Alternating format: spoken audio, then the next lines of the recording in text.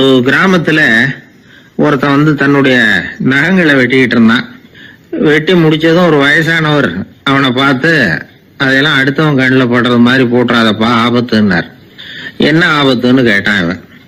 எவனாவது பில்லி சூனியம் வைக்கிறவன் எடுத்துட்டு போயிட போறான் அப்படின்னாரு அவர். வேண்டாத ஒருத்தனுக்கு ஏதாவது கெடுதல் பண்ணணும்னா உடனே மந்திரவாதியை தேடி போறது உண்டு. மந்திரவாதி என்ன பண்ணுவாருன்னா, யாருக்கு சூன்யம் வைக்கணுமோ அவனோட காலடி மண்ணு, முடி, நகம் இதையெல்லாம் அவனுக்கு தெரியாம எடுத்துட்டு வா அப்படிம்பார். இது மட்டும் இல்ல, அழுக்கு துணி, வேறு மனித உருவம் மாதிரி செய்யப்பட்ட பொம்மை இதெல்லாம் கூட மந்திரவாதிகள் பயன்படுத்துறது உண்டு. இதெல்லாம் ஏமாத்து வேலை. மனிதனுடைய முடி, நகம் இதெல்லாம் வெட்ட வெட்ட வளருது இல்லையா, அதனால அதுக்குள்ள உயிர் இருக்கிறதாக ஆதி மனிதர்கள் நம்பி இருப்பாங்க. அதனால மனுஷங்கிட்ட இருந்து அதெல்லாம் பிரிக்கப்பட்ட பிறகும் கூட அதுகளுக்கும் அந்த மனுஷனுக்கும் தொடர்பு இருக்கிறதாக அவங்க நம்பினாங்க. அந்த நம்பிக்கை தொடர்ந்து அதோட விளைவாதான் இன்னைக்கு மந்திரவாதிகள் நகத்தையும் முடியையும் எடுக்கிறாங்க. அந்த நகத்துக்கும் முடிக்கும் ஒரு பாதிப்பு உண்டாக்குனா அது சம்பந்தப்பட்டவனுக்கு போய் சேரும் அப்படிங்கிறது அவங்க நினைப்பு. அவ்வளவுதான் விஷயம். இது மாதிரி நம்பிக்கைகள் தான் இன்னைக்கு நகம், முடி இதையெல்லாம் மற்றவங்க கண்ணில் படும்படி போடக்கூடாது அப்படிங்கிற வழக்கத்தை உண்டாக்கி விட்டுது. ஒருத்தர் பேரு என்னன்னு கேட்டு தெரிஞ்சுட்டு போய் அந்த பேரை வச்சு அவனோட ராசி பலனை கணிச்சு அவனுக்கு ஏற்பட இருக்கிற கெட்ட நேரத்துல அவனுக்கு சூன்யம் வச்சா அது உடனே பலிக்கும் அப்படின்னு ஒரு நம்பிக்கை. அது மட்டும் இல்ல, சூன்ய தகட்டுல பேரை எழுதி புதைக்கிறதும் உண்டு. இதனாலதான் பெண்கள் கணவன் பேரை சொல்லாத பழக்கம் ஏற்பட்டுதான். அதாவது பேரை கேட்டுக்கிட்டு போய் ஏதாவது கெடுதல் பண்ணிவிட்டா என்ன பண்றது அப்படிங்கிற பயம். அப்படி ஆரம்பிச்ச பழக்கம்தான் இன்னைக்கு ஏதோ மரியாதைக்காக கணவன் பேரை பிறர் முன்னிலையில சொல்றது இல்லை அப்படிங்கிறது மாதிரி ஆயிட்டுது. மந்திரவாதிகள் நம்ம ஊர்ல மட்டும்தான் இருக்கிறாங்கன்னு நினைக்காதீங்க, உலகம் பூரா உண்டு. பிசி தீவில் வாழக்கூடிய மக்கள் என்ன செய்வாங்களாம் தெரியுமா? இது மாதிரி மாந்திரீகம், செய்வன, பில்லி, சூனியம் இதெல்லாம் தங்களை பாதிக்காம இருக்கிறதுக்காக வீட்டை சுத்தி அகழி வெட்டி அதுல தண்ணீரை நிரப்பி வச்சிருவாங்களாம். ஆஸ்திரேலியாவில் இருக்கக்கூடிய பழங்குடி மக்கள் கிட்ட ஒரு பழக்கம், ஏதாவது பழங்கள் சாப்பிட்டா அதோட விதைய தண்ணீர்லயோ அல்லது ஆத்துலயோ போட்டுருவாங்களாம்.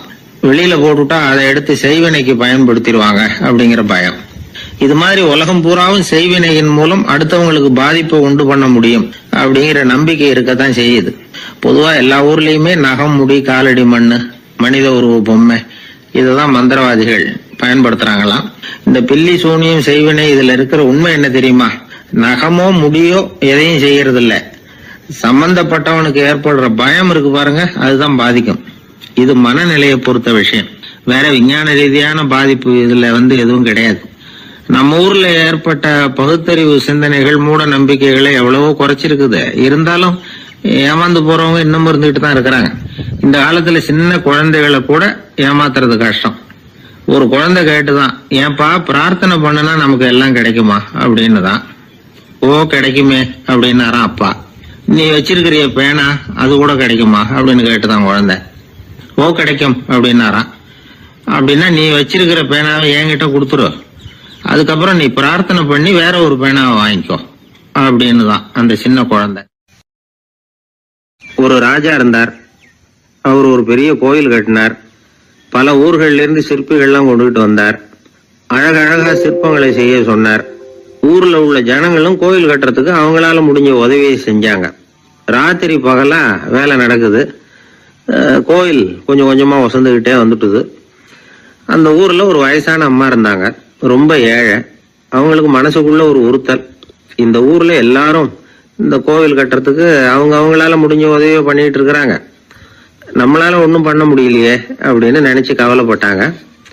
அவங்களுக்கு மனசு கேட்கல, ஏதாவது செய்யணும் நம்மளால முடிஞ்சது அப்படின்னு யோசனை பண்ணாங்க.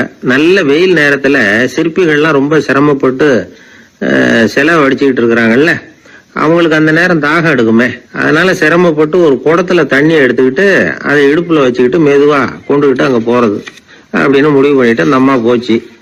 அங்க போய் வேலை செய்யறவங்களுக்கு தாகம் எடுக்கிற போலாம் ஒரு கோவலையில தண்ணியை எடுத்து கொடுத்துக்கிட்டு இருக்கிறது.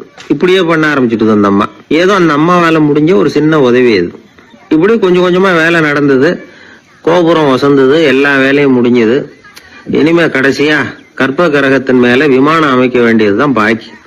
அந்த வேலையும் ஆரம்பமாச்சு. அந்த சிற்பிகள்லயே அனுபவசாலியான ஒருத்தர் இந்த அம்மாவை தேடிட்டு வந்தார். பாட்டி, உங்ககிட்ட இருக்கிற ஏதாவது ஒரு பொருளை கொடுங்க, அந்த விமானத்துல வைக்கலாம் அப்படின்னு நாங்க நினைக்கிறோம் அப்படின்னார். இந்த அம்மாவுக்கு ஒன்றும் புரியல. ஏதாவது இருந்தாவில கொடுக்கலாம், எதுவும் இல்லையே, என்ன பண்றது யோசனை பண்ணாங்க. இத பாருப்பா, என்கிட்ட என்ன இருக்கு, இந்த வாசப்படியில கிடக்குது, இந்த கல்லு தான் இருக்குது, வேணும்னா இத எடுத்துட்டு போங்க அப்படின்னாங்க. உடனே அந்த கல்லை பேத்து எடுத்துட்டு போயிட்டாங்க அவங்க. அங்க போய் பார்த்தா என்ன ஆச்சரியம், அந்த விமானத்து உச்சியில கலசங்களை அமைக்கிறதுக்கான பிரம்ம எந்திரத்தை மூடுற கருங்கல் ஒண்ணு தேவையா இருந்தது. இவங்க எடுத்துட்டு போன கல்லு அதுக்கு ரொம்ப பொருத்தமா அமைஞ்சு போச்சு. ஏதோ அதுக்காகவே அளவெடுத்து செஞ்சது மாதிரி அமைஞ்சுட்டுது. அந்த கல்லையே அங்க அப்படியே பதிச்சுட்டாங்க. ஒரு வழியா கோவிலை கட்டி முடிச்சாங்க. அடுத்தது கும்பாபிஷேகம். அதுவும் ரொம்ப சிறப்பா கோலாகலமா நடந்து முடிஞ்சது. இவ்வளவையும் பார்த்த அந்த ராஜாவுக்கு மனசுக்குள்ள ரொம்ப பெருமையா இருந்தது. இவ்வளவு பெருசா இந்த கோவில் உருவாகிறதுக்கும் இவ்வளவு சிறப்பா இந்த விழா நடக்கிறதுக்கும் நாம தானே காரணம் அப்படின்னு மனசுக்குள்ள நினைச்சுக்கிட்டார். இப்படி நினைச்சுக்கிட்டே அன்னைக்கு ராத்திரி அரண்மனையில படுத்து தூங்கினார். உடனே ஒரு கனவு. ஆண்டவனே அந்த ராஜாவோட கனவுல வந்தார். ராஜா ஆண்டவனை வணங்கினார். இறைவா, உங்களுக்காக நான் கட்டி இருக்கிற கோவில் எப்படி இருக்குது, நல்லா இருக்குதா அப்படின்னு கேட்டார் ராஜா. அதுக்கு இறைவன் சொன்ன பதில் என்ன தெரியுமா? நீ கட்டின கோவில்ல அந்த கிழவியோட நிழல்ல நான் சுகமா இருக்கிறேன் அப்படின்னாராம். இப்படி சொல்லிவிட்டு கடவுள் மறைஞ்சிட்டார். கனவு கலைஞ்சது. ராஜா விசாரிச்சாரு, யார் அந்த கிழவி அப்படின்னு. எல்லாரும் விவரத்தை சொன்னாங்க. அப்பதான் ராஜா நினைச்சு பார்த்தார், இந்த கோவிலை நானே கட்டினதாக ரொம்ப பெருமைப்பட்டுக்கிட்டேன். ஆனா அந்த வயசான அம்மா வீட்டு வாசல்ல கிடந்த கல்லு அது இறைவனுக்கு சுகமான நிழல் கொடுக்கறதாக சொல்றாரு அப்படிங்கறத எண்ணி பார்த்தார். நான்கிற எண்ணம் நழுவி போயிட்டுதான். கோபுரம் எவ்வளவு பெருசுங்கிறது முக்கியம் இல்ல, குணம் எவ்வளவு பெருசுங்கிறது தான் முக்கியம். அந்த வயசான அம்மா நம்ம நாட்டுல வாழறது தான் நமக்கு உண்மையான பெருமை அப்படின்னு நினைச்சாராம் ராஜா. இந்த காலத்திலயும் ஒரு ஊர்ல ஒரு கோவில் கட்டினாங்க. எல்லா ஜனங்களும் அவங்களால முடிஞ்சதை செஞ்சாங்க. நம்மால ஒருத்தன் அந்த திருப்பணி குழு தலைவரை போய் பார்த்தான். நான் ஏதாவது ஒத்துழைக்கணுமா ஐயா அப்படின்னு ரொம்ப பணிவா கேட்டான். திருப்பணி குழு தலைவர் சொன்னார், இத பாருப்பா, இந்த கோவில் கட்டி முடிக்கிற வரைக்கும் உன்னுடைய ஒத்துழைப்பு எதுவும் தேவையில்லை. கட்டி முடிச்சு கும்பாபிஷேகம் ஆனதுக்கு அப்புறம் தான் உன்னுடைய ஒத்துழைப்பு ரொம்ப அவசியம் அப்படின்னார். அதுக்கப்புறம் நான் என்ன செய்யணும் சொல்லுங்கன்னா, இவன் இந்த சாமி சிலையை நீ திருடிட்டு போகாம இருக்கணும், அவ்வளவுதான் அப்படின்னாராம் அவர். ஆங்கிலேய ஆட்சி இந்தியாவில் நடந்துகிட்டு இருந்த காலம். மூதறிஞர் ராஜாஜி சேலத்துல வழக்கறிஞரா தொழில் நடத்திட்டு இருக்கிறார். அவர் ஒரு சமயம் தன்கிட்ட வேலை செஞ்சுக்கிட்டு இருந்த பணியாளர் ஒருத்தரை கூப்பிட்டார்.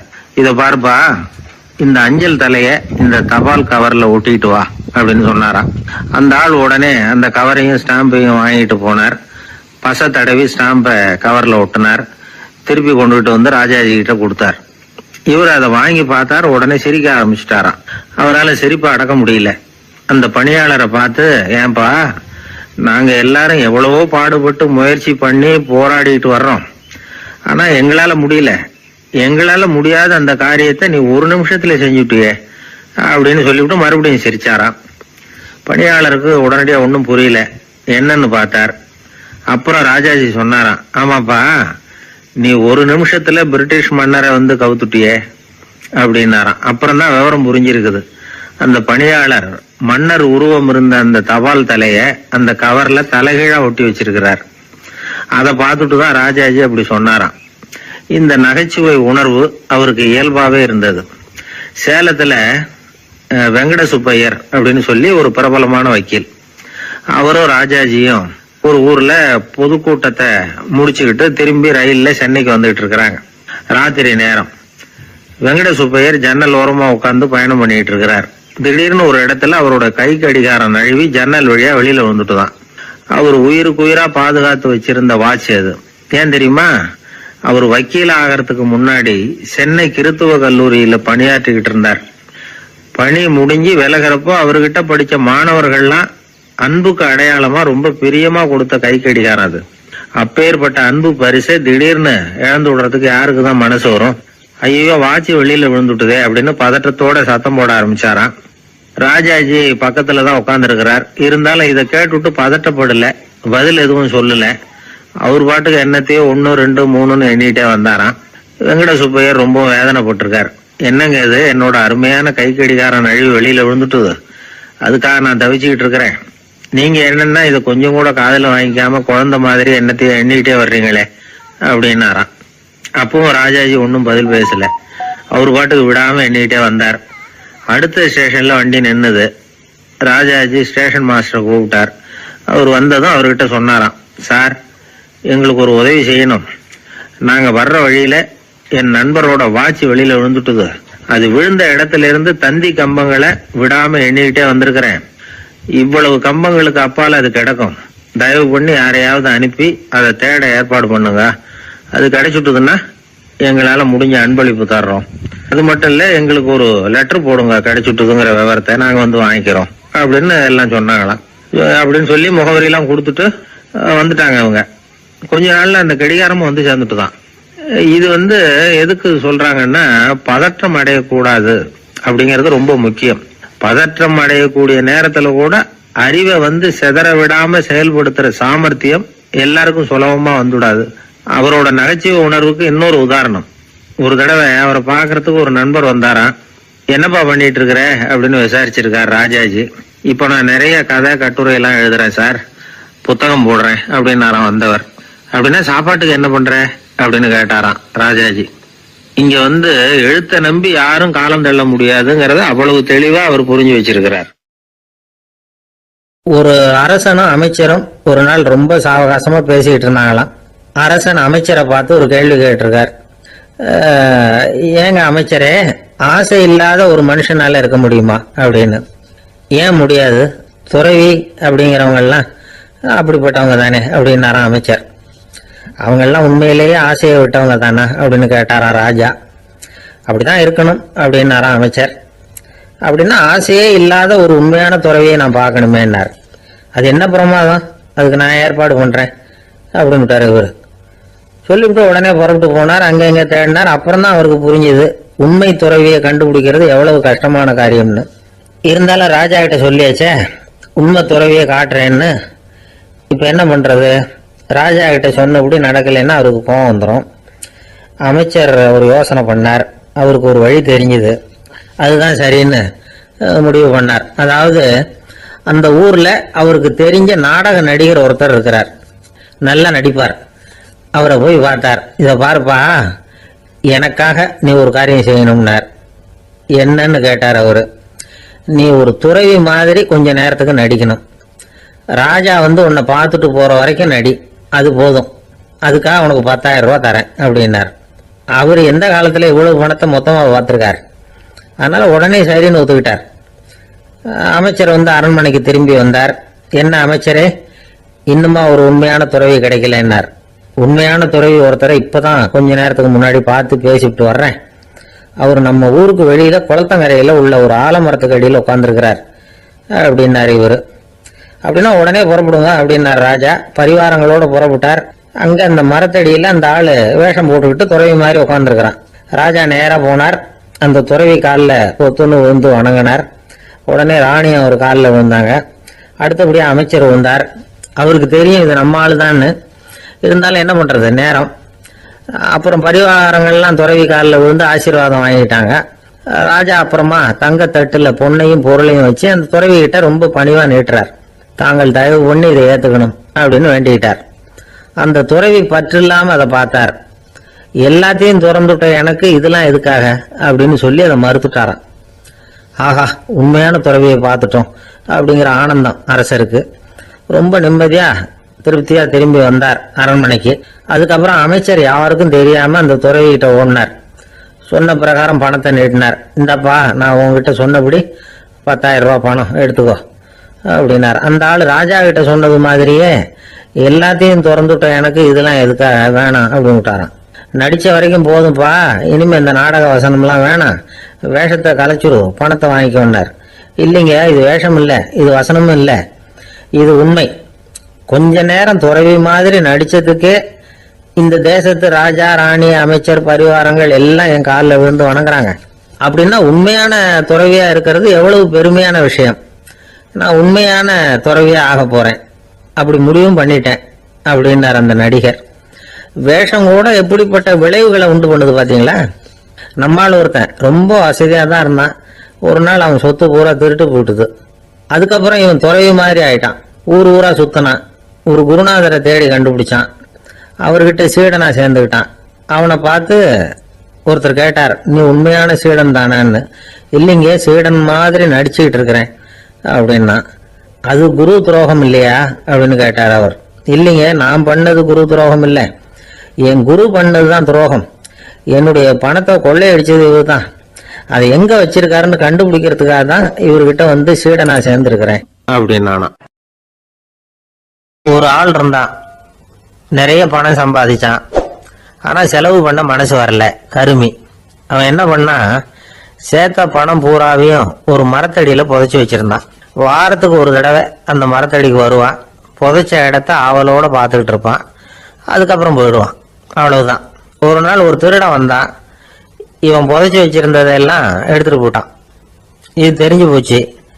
அந்த கருமி புலம்ப ஆரம்பிச்சுட்டான். இவன் புலம்பலை கேட்டதும் அக்கம் பக்கத்துல இருந்தவங்க எல்லாம் ஓடி வந்தாங்க. என்ன விஷயம்னு விசாரிச்சாங்க. இவன் சொன்னான். ஒரு பெரியவர் கேட்டார், ஏப்பா வாரம் வந்து இந்த இடத்த பாக்குறதாக சொன்னியே, எப்பவாவது இதுல இருக்கிற பணத்தை எடுத்து செலவு பண்ணிருக்கியா அப்படின்னு கேட்டார். நான் அப்பப்போ வந்து அதை பாக்குறது தான் வழக்கம், அதை தொட்டதே இல்லைன்னு. அவன் சரி அப்படின்னா இப்பவும் நீ அதே மாதிரி வாரம் ஒரு தடவை வந்து இந்த இடத்த பார்த்துட்டு போகலாமே அப்படின்னாராம் அந்த பெரியவர். அதுவும் சரிதானே, எவ்வளவு காலமானாலும் அவன் அந்த பணத்தை எடுத்து செலவு பண்ண போறதில்ல. அப்படி இருக்கிறப்ப உள்ளே பணம் இருந்தாலும் ஒண்ணுதான், இல்லாம போனாலும் ஒண்ணுதான். இதுல இருந்து என்ன புரியுதுன்னா, ஒருத்தர்கிட்ட இருக்கிற பணத்தை கொண்டு அவர் பணக்காரரா ஏழையா அப்படின்னு முடிவு செய்யறது சரியில்லை. அந்த செல்வத்தை அனுபவிக்கிற திறன், பயன்படுத்துற திறன், அதை வச்சுதான் அவர் ஏழையா பணக்காரரா அப்படிங்கிறத நிர்ணயம் பண்ணணும். அதுதான் சரி. செலவு பண்ண தெரியாதவன் சேகரம் பண்ணிட்டே இருக்கிறதுனால என்ன பிரயோஜனம்? தலைமுடியே இல்லாதவன் தாராளமா சீப்புகளை வாங்கி சேகரம் பண்றது மாதிரி தானே இது. சில சமயம் செலவு பண்ண நாம தயாரா இருந்தா கூட அந்த செல்வம் நமக்கு பயன்படுறதில்லை. அரேபியாவில் ஒரு நகை வியாபாரி விலை உயர்ந்த முத்துக்களை எல்லாம் அவர் வச்சு வியாபாரம் பண்ணிட்டு இருந்தார். அவர் ஒரு சமயம் ஒரு பாலைவனம் வழியா போயிட்டு இருக்கிறார் ஒட்டகத்துல. அப்போ திடீர்னு கடுமையான புயல் வீச ஆரம்பிச்சுட்டுது. திசை தவறி இவர் எங்கேயோ வந்துட்டார். கூட வந்தவங்களையும் காணல, எங்க போனாங்களோ தெரியல. இவர் ரொம்ப பயந்து போய் அங்கே எங்கேயுமா அலைஞ்சு திரியிறார். வழியே தெரியல. பசி கடுமையாயிட்டுது. ஒட்டகத்து முதுகுல ஒரு மூட்டை இருந்தது. அதை பிரிச்சு பார்த்தார். உள்ள ஏதாவது இருக்கான்னு தேடி பார்க்கிறார். அது வரைக்கும் கண்ணில் தட்டுப்படாத அபூர்வமான ஒரு பை கண்ணில் பட்டுது. ஆஹா, அதுல ஏதாவது சாப்பிட்றதுக்கு இருக்கும் அப்படின்னு நினைச்சு ஆவலா அதை பிரிச்சு பார்க்கிறார். அந்த பையில விலை உயர்ந்த முத்துக்கள் நிறைய இருந்துதான். அப்பதான் அவர் நினைச்சாராம், விலை உயர்ந்த முத்துக்கள் கூட சாப்பிட்றதுக்கு உணவாக முடியாது அப்படிங்கிறத புரிஞ்சுக்கிட்டாராம். எந்த நேரத்துல எது நமக்கு தேவையோ அது நமக்கு தாராளமா கிடைக்கணும். அப்படி அது கிடைக்கிறதுக்கு நம்ம கிட்ட இருக்கிற செல்வம் பயன்படணும். அது நமக்கும் பயன்படலாம், நம்ம மூலமா அடுத்தவங்களுக்கும் பயன்படலாம். அதுதான் செல்வத்தின் பயன். ஒரு மரத்தடியில ஒருத்தன் உட்காந்து அழுதுகிட்டு இருந்தான். அந்த பக்கமா வந்த இன்னொருத்தன் ஏப்பா அழுதுகிட்டு இருக்கிறேன்னு கேட்டான். இந்த இடத்துலதான் பூமிக்கு அடியில பணம் இருக்குது, புதைச்ச இடம் தெரியல, அதான் அழறேன் அப்படின்னா. நல்லா ஞாபகப்படுத்தி பாரு, எந்த இடத்துல புதைச்ச அப்படின்னு கேட்டான் இவன். அது எப்படி எனக்கு தெரியும், புதைச்சி வச்சிருக்கிறவன் நான் இல்லையே, எங்க எதிர்த்து வீட்டுக்காரன் அப்படின்னானா இவன். அந்த ஆளு என்ன கண்ணா புண்ணான்னு திட்டி விட்டான் சார், அதை நினைச்சா எனக்கு ரொம்ப வருத்தமா இருக்கு அப்படின்னு சொல்லி கவலைப்பட்டார் ஒருத்தர். இதுல கவலைப்படுறதுக்கு என்ன இருக்குது அப்படின்னாரு ஒரு பெரியவர். அவர் ஒரு மகான். என்ன சார் இப்படி சொல்றீங்க, ஒருத்தர் நம்ம பார்த்து திட்டுனா வருத்தமா இருக்காதா அப்படின்னார். அது எப்படி வருத்தமா இருக்கும், திட்டுறதுங்கிறது என்ன, அது வெறும் சத்தம் தானே அப்படின்னார் அந்த பெரியவர். நம்ம ஆளுக்கு தலையை பிச்சுக்கலாம் போல இருந்தது. இருக்காது அப்படின்னா நமக்கு அப்படித்தானே தோணுது. அந்த பெரியவர் சொல்றது ரொம்ப பெரிய விஷயம். அதை நாம புரிஞ்சிக்க முயற்சி பண்ணலாம்னா நடைமுறை வாழ்க்கைக்கு அது ஒத்து வர்றது மாதிரி தெரிய மாட்டேங்குது. இருந்தாலும் அந்த பெரியவர் அதுக்கு என்னதான் விளக்கம் கொடுக்கறாருன்னு பாப்போமே. ஒரு ரயில் போயிட்டு இருக்கு, அதுல ஒரு சாது போயிட்டு இருக்கார். அந்த ரயில் வந்து அவரு ஹரித்வாரம் போயிட்டு இருக்காரு. அவரு ரயில்ல ஏகப்பட்ட கூட்டம். நம்ம ஊர் ரயில் கேட்க வேணும், டிக்கெட் வாங்கிட்டு கொஞ்சம் பேர், வாங்காத கொஞ்சம் பேர். அது என்னத்துக்கு அனாவசியமா டிக்கெட் அப்படிங்கிற நினைப்புல பாதி பேர். இந்த கூட்டத்துக்கு மத்தியில அந்த சாதுவும் போயிட்டு இருக்கிறார். உட்கார்றதுக்காக இருந்த இடத்துல ஒரு ஆள் படுத்திருக்கிறான். கொஞ்சம் முரட்டு ஆசாமி. அவன் காலு பக்கத்துல கொஞ்சோண்டு இடம் பாக்கி இருந்தது. அந்த இடத்துல இந்த சாது உட்காந்துருந்தார். மெதுவா உட்காந்துக்கிட்டார் போய். ஆனா அந்த ஆளு ராத்திரி பூரா இவரை காலால உதச்சிக்கிட்டே இருக்கிறான். அது இவருக்கு ரொம்ப அவமானமா பட்டது. அதனால துக்கம் ஏற்பட்டது. இருந்தாலும் அதை ஒரு மாதிரியா சகிச்சுக்கிட்டே இவர் வந்து சேர்ந்தார். பொழுது விடிஞ்சது. அந்த சாது ஹரித்வார் வந்து சேர்ந்தார். அங்க ஒரு பெரிய ஞானியை சந்திச்சார். ராத்திரி ரயில்ல அந்த ஆளு உதைச்சதையும் அதனால தனக்கு ஏற்பட்ட துக்கத்தையும் இந்த சாது அந்த ஞானி கிட்ட சொன்னார். சொல்லிவிட்டு, ஏன் சுவாமி, எனக்கு துக்கம் ஏற்பட்டதே, அது தப்பா அப்படின்னு கேட்டார். தவறுதான் அந்த ஞானி. உனக்கு இன்னமும் தேக அபிமானம் போகலைங்கிறது தான் அது காட்டுது. அஷ்டாவக்கிரர் என்ன சொல்றார் தெரியுமா? உண்மையான ஞானி யாராவது தன்னை வந்தனை செய்தால் அதற்காக சந்தோஷப்பட மாட்டார், யாராவது நிந்தனை செய்தால் அதற்காக வருத்தப்பட மாட்டார் அப்படின்னு சொல்றார். நிந்தனைங்கிறது ஒரு ஒலி தான். தேகாபிமானம் இருக்கிற வரைக்கும் இந்த ஒலி நம்மளை வந்து வேதனைப்படுத்தும். நான் தேகம் இல்லை, ஆத்மா அப்படிங்கிற நினைவு இருந்தா இந்த ஒலி நம்மளை பாதிக்காது. மனு என்ன சொல்றார் தெரியுமா? ஒரு சாதகன் பாராட்டுதலை விஷம்னு நினைச்சு பயப்படணும், அவமானத்தை அமிர்தம்னு நினைச்சு சந்தோஷப்படணுங்கிறார். அவமானப்பட்டா கவலைப்படாம எப்படி இருக்க முடியும் அப்படின்னு தான் நமக்கு தோணும். அதனாலதான் நம்மள யாரும் இதுக்கு உதாரணமா யாரையும் காட்ட முடியல. புத்தரையும் கபீரையும் உதாரணமா காட்டுறாங்க. அவங்களுக்கெல்லாம் அவமானம் ஏற்பட்டப்போ கவலையே படலையாம். புத்தரை வந்து அவமானப்படுத்தணுங்கிறதுக்காக கௌசாம்பி ராணி ஒரு இளம் பெண்ணை கொலை பண்ணி சடலத்தை புத்தர் குடிசைக்கு முன்னாடி போட சொன்னார். போட்டாங்க. புத்தர் தான் அந்த பொண்ணை கெடுத்து கொலை பண்ணி விட்டாருன்னு எல்லாரும் நினைச்சாங்க. ஆனா புத்தர் இதை பத்தி கவலையே படல. அப்புறமா உண்மை தெரிஞ்சதும் புத்தர் புகழ் இன்னும் அதிகமாயிட்டது. ஒரு பெரிய சபையில ஒரு மோசமான பொண்ணு நுழைஞ்சு தனக்கும் கபீருக்கும் சம்பந்தம் உண்டுன்னு சொன்னா கபீர் கவலைப்படல. அவங்க மாதிரியெல்லாம் நாமளும் இருக்க கத்துக்கணும். நிந்தனை, அபகீர்த்தி, அவமானம் எல்லாம் ஆண்டவன் கொடுக்கிற பிரசாதம்னு நினைக்கணும் அப்படின்னு சொல்றார் அந்த ஞானி. இதை கேட்ட இந்த காலத்து ஆசாமி ஒருத்தர், நான் கூட அப்படிதான் சார், யாராவது அவமானப்படுத்தினா கவலைப்பட மாட்டேன்.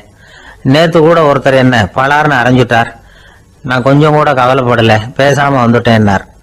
ஏன் அப்படி வந்துட்டீங்க அப்படின்னு. அவர் அரைஞ்சதுலேயும் ஒரு அர்த்தம் இருந்தது, அதனாலதான் அப்படி வந்துட்டேன்னார். ஏன் அரைஞ்சாருன்னு கேட்டேன். 10 வருஷத்துக்கு முன்னாடி 15 ரூபா அவர்கிட்ட கடன் வாங்கினேன், அதை கேட்டு கேட்டு பார்த்துட்டு கடைசியா தான் அரைஞ்சார் அப்படின்னார். ஆண்டவனுடைய பிரசாதம் இவருக்கு அடிக்கடி கிடைக்கும் போல இருக்கு. ஒரு பல்கலைக்கழகம், அங்க ஒரு இலக்கிய பேராசிரியர், அவர் பாடம் நடத்திட்டு இருந்தார். ராபர்ட் பிரவுனிங் எழுதிய கவிதைகளை பத்தி சொல்லிட்டு இருக்கிறார். மாணவர்களும் ரொம்ப அக்கறையா அதை கேட்டுக்கிட்டு இருக்கிறாங்க. ஒரு குறிப்பிட்ட கவிதையை பத்தி சொல்லும் பொழுது அந்த பேராசிரியருக்கே ஒரு சந்தேகம். அதாவது அந்த கவிதையின் சரியான அர்த்தம் என்னங்கிறதுல சந்தேகம். பேராசிரியர் யோசனை பண்ணார். அந்த கவிதையை முழுசா புரிஞ்சுக்க முடியல. அதனால மாணவர்களை பார்த்து சொன்னார், மாணவர்களே, ஒரு நாள் பொறுத்துங்க, இந்த கவிதையை எழுதின கவிஞர் எங்க வீட்டுக்கு பக்கத்துல தான் இருக்கிறாரு. இன்னைக்கு சாயந்தரம் நான் அவரை நேரிலேயே போய் பாக்குறேன், பார்த்து இதுக்கு என்னங்க அர்த்தம்னு கேட்டுட்டு வந்துடுறேன், அதுக்கப்புறம் உங்ககிட்ட சொல்றேன் அப்படின்னாரா. அன்னைக்கு சாயந்தரமே அந்த பேராசிரியர் கவிஞரை தேடிட்டு போயிட்டார். கவிஞர் அவங்க வீட்டுல அவர் பாட்டு உட்காந்துருந்தாராம். இவரு போய் அவர் முன்னாடி உட்கார்ந்தார். அப்புறம் கேட்டார், ஐயா, அந்த கவிதையின் முழு பொருள் என்னன்னு தெரிஞ்சுட்டு போறதுக்காக வந்திருக்கிறேன் அப்படின்னாராம். எந்த கவிதை அப்படின்னாராம் அவரு. இவர் அந்த கவிதையை சொல்லியிருக்கார். கவிஞர் கொஞ்சம் யோசனை பண்ணிவிட்டு அப்புறம் சொன்னாராம், பேராசிரியரே, நீங்க கொஞ்சம் தாமதமா வந்துட்டீங்கன்னாராம். இவருக்கு ஒன்றும் புரியல. நீங்க என்ன சொல்றீங்க? நான் தாமதமா வந்துட்டேன்னா? நீங்க தான் உயிரோடு இருக்கிறீங்களே, அப்படி இருக்கும்போது நான் தாமதமா வந்துட்டேன்னா அது எப்படி அப்படின்னு இவர் குழம்பி இருக்கிறார். இப்ப கவிஞர் சொன்னாராம், ஐயா, நான் உயிரோட இருக்கிறேன்னா இல்லையாங்கிறது முக்கியம் இல்லை. நான் அந்த கவிதை வரிகளை எழுதினப்போ 2 பேருக்கு அதோட அர்த்தம் தெரிஞ்சிருந்தது. இப்போ ஒரே ஒருத்தருக்கு தான் அதோட அர்த்தம் தெரியும் அப்படின்னாராம். பேராசிரியர் யோசனை பண்ணியிருக்கார். அப்படின்னா அந்த ஒருத்தர் கவிஞர் ராபர்ட் பிரவுனிங்கை தவிர வேற யாரா இருக்க முடியும்? இவர் தான் அப்படிங்கறத அவர் மனசுல நினைச்சுக்கிட்டார். அதனால சொன்னார், ஐயா, நான் தாமதமா வரல, அந்த கவிதையின் பொருள் என்ன அது சொல்லுங்கன்னார். பேராசிரியரே, நான் சொல்றது உங்களுக்கு புரியலன்னு நினைக்கிறேன். நான் இந்த வரிகளை எழுதினப்போ 2 பேருக்கு அதோட அர்த்தம் தெரிஞ்சிருந்தது. அந்த 2 பேர் யாருன்னா, ஒருத்தர் ராபர்ட் பிரவுனிங், அதாவது நான், இன்னொருத்தர் கடவுள். இப்போ அது கடவுளுக்கு மட்டும்தான் தெரியும். நானே இதை பத்தி பல தடவை யோசனை பண்ணி பார்த்தேன். இது ரொம்ப அழகானது, ஆனாலும் ரொம்ப வழுக்கலானது. அதை பிடிச்சிட்டோம்னு நினைச்சிட்டு இருக்கும் பொழுதே காத்து மாதிரி அது உங்ககிட்ட இருந்து ஓடி போயிடுது. எனக்கு ரொம்ப வருத்தமா தான் இருக்குது. நிச்சயமா நான் தான் இந்த வரிகளை எழுதியிருக்கிறேன். அதுல அர்த்தம் இருக்குங்கிறது எனக்கு தெரியும், அதை நான் உணர்றேன். ஆனா நீங்க என்ன மன்னிக்கணும். எனக்கே கூட அதை என்னால விளக்க முடியல. அப்படி இருக்கும்போது உங்களுக்கு எப்படி அதை நான் விளக்க முடியும் அப்படின்னு அந்த கவிஞர். அனுபவிக்கப்படக்கூடிய எல்லாமே விளக்கப்படக்கூடிய ஒன்றல்ல, விளக்கப்படும் எல்லாமே அனுபவிக்கப்படக்கூடிய ஒன்றல்ல அப்படிங்கிறது ஞானிகளுடைய கருத்து. அதுக்காக தான் அந்த சம்பவம். வாழ்க்கையில நீங்கள் தொடர்ந்து ஆய்வு செய்து கொண்டே இருக்கக்கூடிய விளக்கங்களை ஒருபோதும் அடைய முடியாத பரிமாணங்கள் இருக்கிறதுனாலதான் அது அலுப்பு தட்டாம இருக்குது. உங்களால நிறைய அனுபவிக்க முடியும், இருந்தாலும் நீங்கள் அனுபவித்து அறிந்த விஷயங்கள் கூட வார்த்தைகளால விளக்கப்பட முடிவதில்லை அப்படிங்கிறது பெரியோர் சிந்தனை. இதெல்லாம் ஒரு பக்கம் இருக்கட்டும். நமக்கு தெரிஞ்ச பேராசிரியர் ஒருத்தர் 1 மணி நேரம் ரொம்ப விவரமா வகுப்பு எடுத்தார். கடைசியா சொன்னார், மாணவர்களே, ரொம்பவும் எளிமையா விளக்கமா எல்லா விவரமும் சொல்லியிருக்கிறேன். அதனால இதுல உங்களுக்கு சந்தேகம் வர்றதுக்கு வாய்ப்பே இல்லை. இருந்தாலும் கேட்க வேண்டிய கடமை கேட்கிறேன். இதுவரைக்கும் நடத்தினதுல யாருக்காவது ஏதாவது சந்தேகம் உண்டா அப்படின்னு கேட்டாராம். எனக்கு ஒரே ஒரு சந்தேகம் தான் சார் அப்படின்னு எழுந்திரிச்சு நிக்கிறான் ஒருத்தன். என்னன்னு கேட்டாராம். இதுவரைக்கும் நீங்க என்ன பாடம் சார் நடத்துனீங்க அப்படின்னு அவன். அம்மாக்காரங்களுக்கு அடிக்கடி ஏற்படுற கவலை ஒண்ணு உண்டு. அதாவது குழந்தை சரியா சாப்பிட மாட்டேங்குதே அப்படிங்கிற கவலை. இவங்கெல்லாம் ஒரு விஷயத்த நல்லா புரிஞ்சுக்கணும். குழந்தைகள்ங்கிறவங்க பெரியவங்க மாதிரி இல்லை. அவங்க கடிகாரத்துல மணியை பார்த்துட்டு சாப்பிடுறதுக்கு உட்கார்ற ரகம் கிடையாது. பசிச்சா சாப்பிடுவாங்க, இல்லைன்னா விளையாடுவாங்க அல்லது தூங்குவாங்க. அது புரியாம அவங்கள கட்டாயப்படுத்தி அல்லது மிரட்டி சாப்பிட வைக்கிறது ரொம்ப தப்பு. ஒரு 8 மாச குழந்தைக்கு 3 மணி நேரத்துக்கு ஒரு தடவை பசிக்கும். அந்த நேரம் பார்த்து சாப்பாடு கொடுத்தா அடம் பண்ணாம அது பாட்டுக்கு சாப்பிட்றோம். அதே குழந்தைக்கு 1 வயசு ஆகிறப்போ 4 மணி நேரத்துக்கு ஒரு தடவை பசிக்கும். இந்த வயசுல இயற்கையாவே பசி குறைஞ்சிருக்கும். அது புரியாம என் குழந்தை முன்னாடி மாதிரி இப்ப சரியா சாப்பிட மாட்டேங்கிறான் அப்படின்னு சில பேர் டாக்டர் கிட்ட போய் சொல்லிக்கிட்டு இருப்பாங்க. இன்னொரு விஷயம், ஒரு குழந்தைக்கு வயசு அதிகமாகிற வேகத்துக்கு உடம்பு எடையும் அதிகமாகிக்கிட்டே போவாது. உடம்பு எடை அதிகமாகிற வேகம் குறைஞ்சிக்கிட்டே வரும். 6 மாச குழந்தைக்கு ஒரு வாரத்துல 150 கிராம் எடை கூடும். ஒரு வயசுல வாரத்துக்கு 71 கிராம் எடை கூடும். இது புரியாம அதிகமா சாப்பாட்டை கொடுத்து குழந்தைய கஷ்டப்படுத்தக்கூடாது. ஏன்னா அளவுக்கு மீறின உணவு அஜீரணத்தை உண்டு பண்ணிவிடும். குழந்தைக்கு ஒரு தட்டுல கொஞ்சமா ஆகாரத்தை வச்சு கொண்டுட்டு போய் கொடுக்கணும். மலை மாதிரி குவிச்சு வச்சா அதை பார்த்ததுமே பசி அடங்கி போயிடும். அடிச்சு மிரட்டி பயமுறுத்தி குழந்தைய சாப்பிட வைக்கிற பழக்கம் இருக்கு பாருங்க, அதுக்கு ஃபுட் ஃபோர்சிங் அப்படின்னு பேரு. இப்படி பண்ணுனா குழந்தைக்கு சாப்பாட்டுல விருப்பம் குறைஞ்சிரும், அதை கண்டாவே வெறுக்க ஆரம்பிச்சிரும். அது மாதிரி உளம் சார்ந்த பசி குறைவு, சைக்கோஜெனிக் அனோரெக்சியா, அது ஏற்படுமா. சாப்பாடுங்கிறதே ஒரு தண்டனை மாதிரி தோணும். குழந்தைகளுக்கு பிடிச்ச மாதிரியான ஆகாரத்தை கொடுக்கணும். சத்து அதிகம் இருக்குங்கிறதுக்காக அதுக்கு பிடிக்காத ஆகாரத்தை கொடுத்து கட்டாயப்படுத்தக்கூடாது.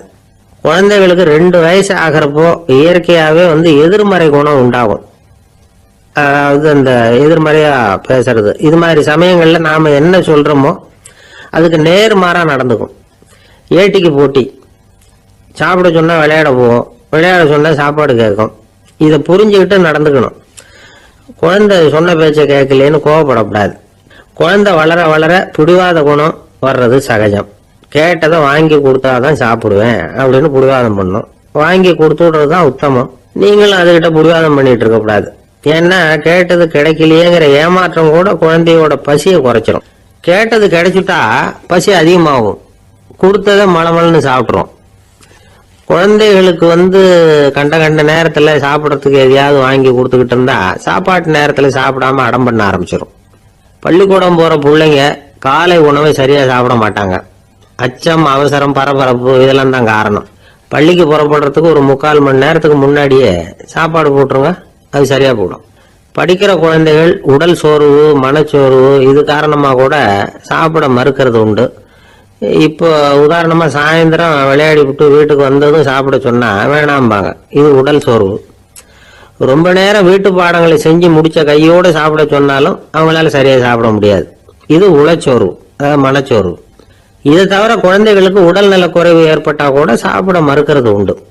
சில மருந்து மாத்திரைகள் கூட பசியை குறைச்சிரும். அதனால சரியா தெரிஞ்சுக்கிட்டு குழந்தைகளை சாப்பிட வைக்கணும். அது புரியாம கையில சாப்பாட்டு தட்டை வச்சுக்கிட்டு குழந்தைகளை விரட்டிக்கிட்டு அலையக்கூடாது.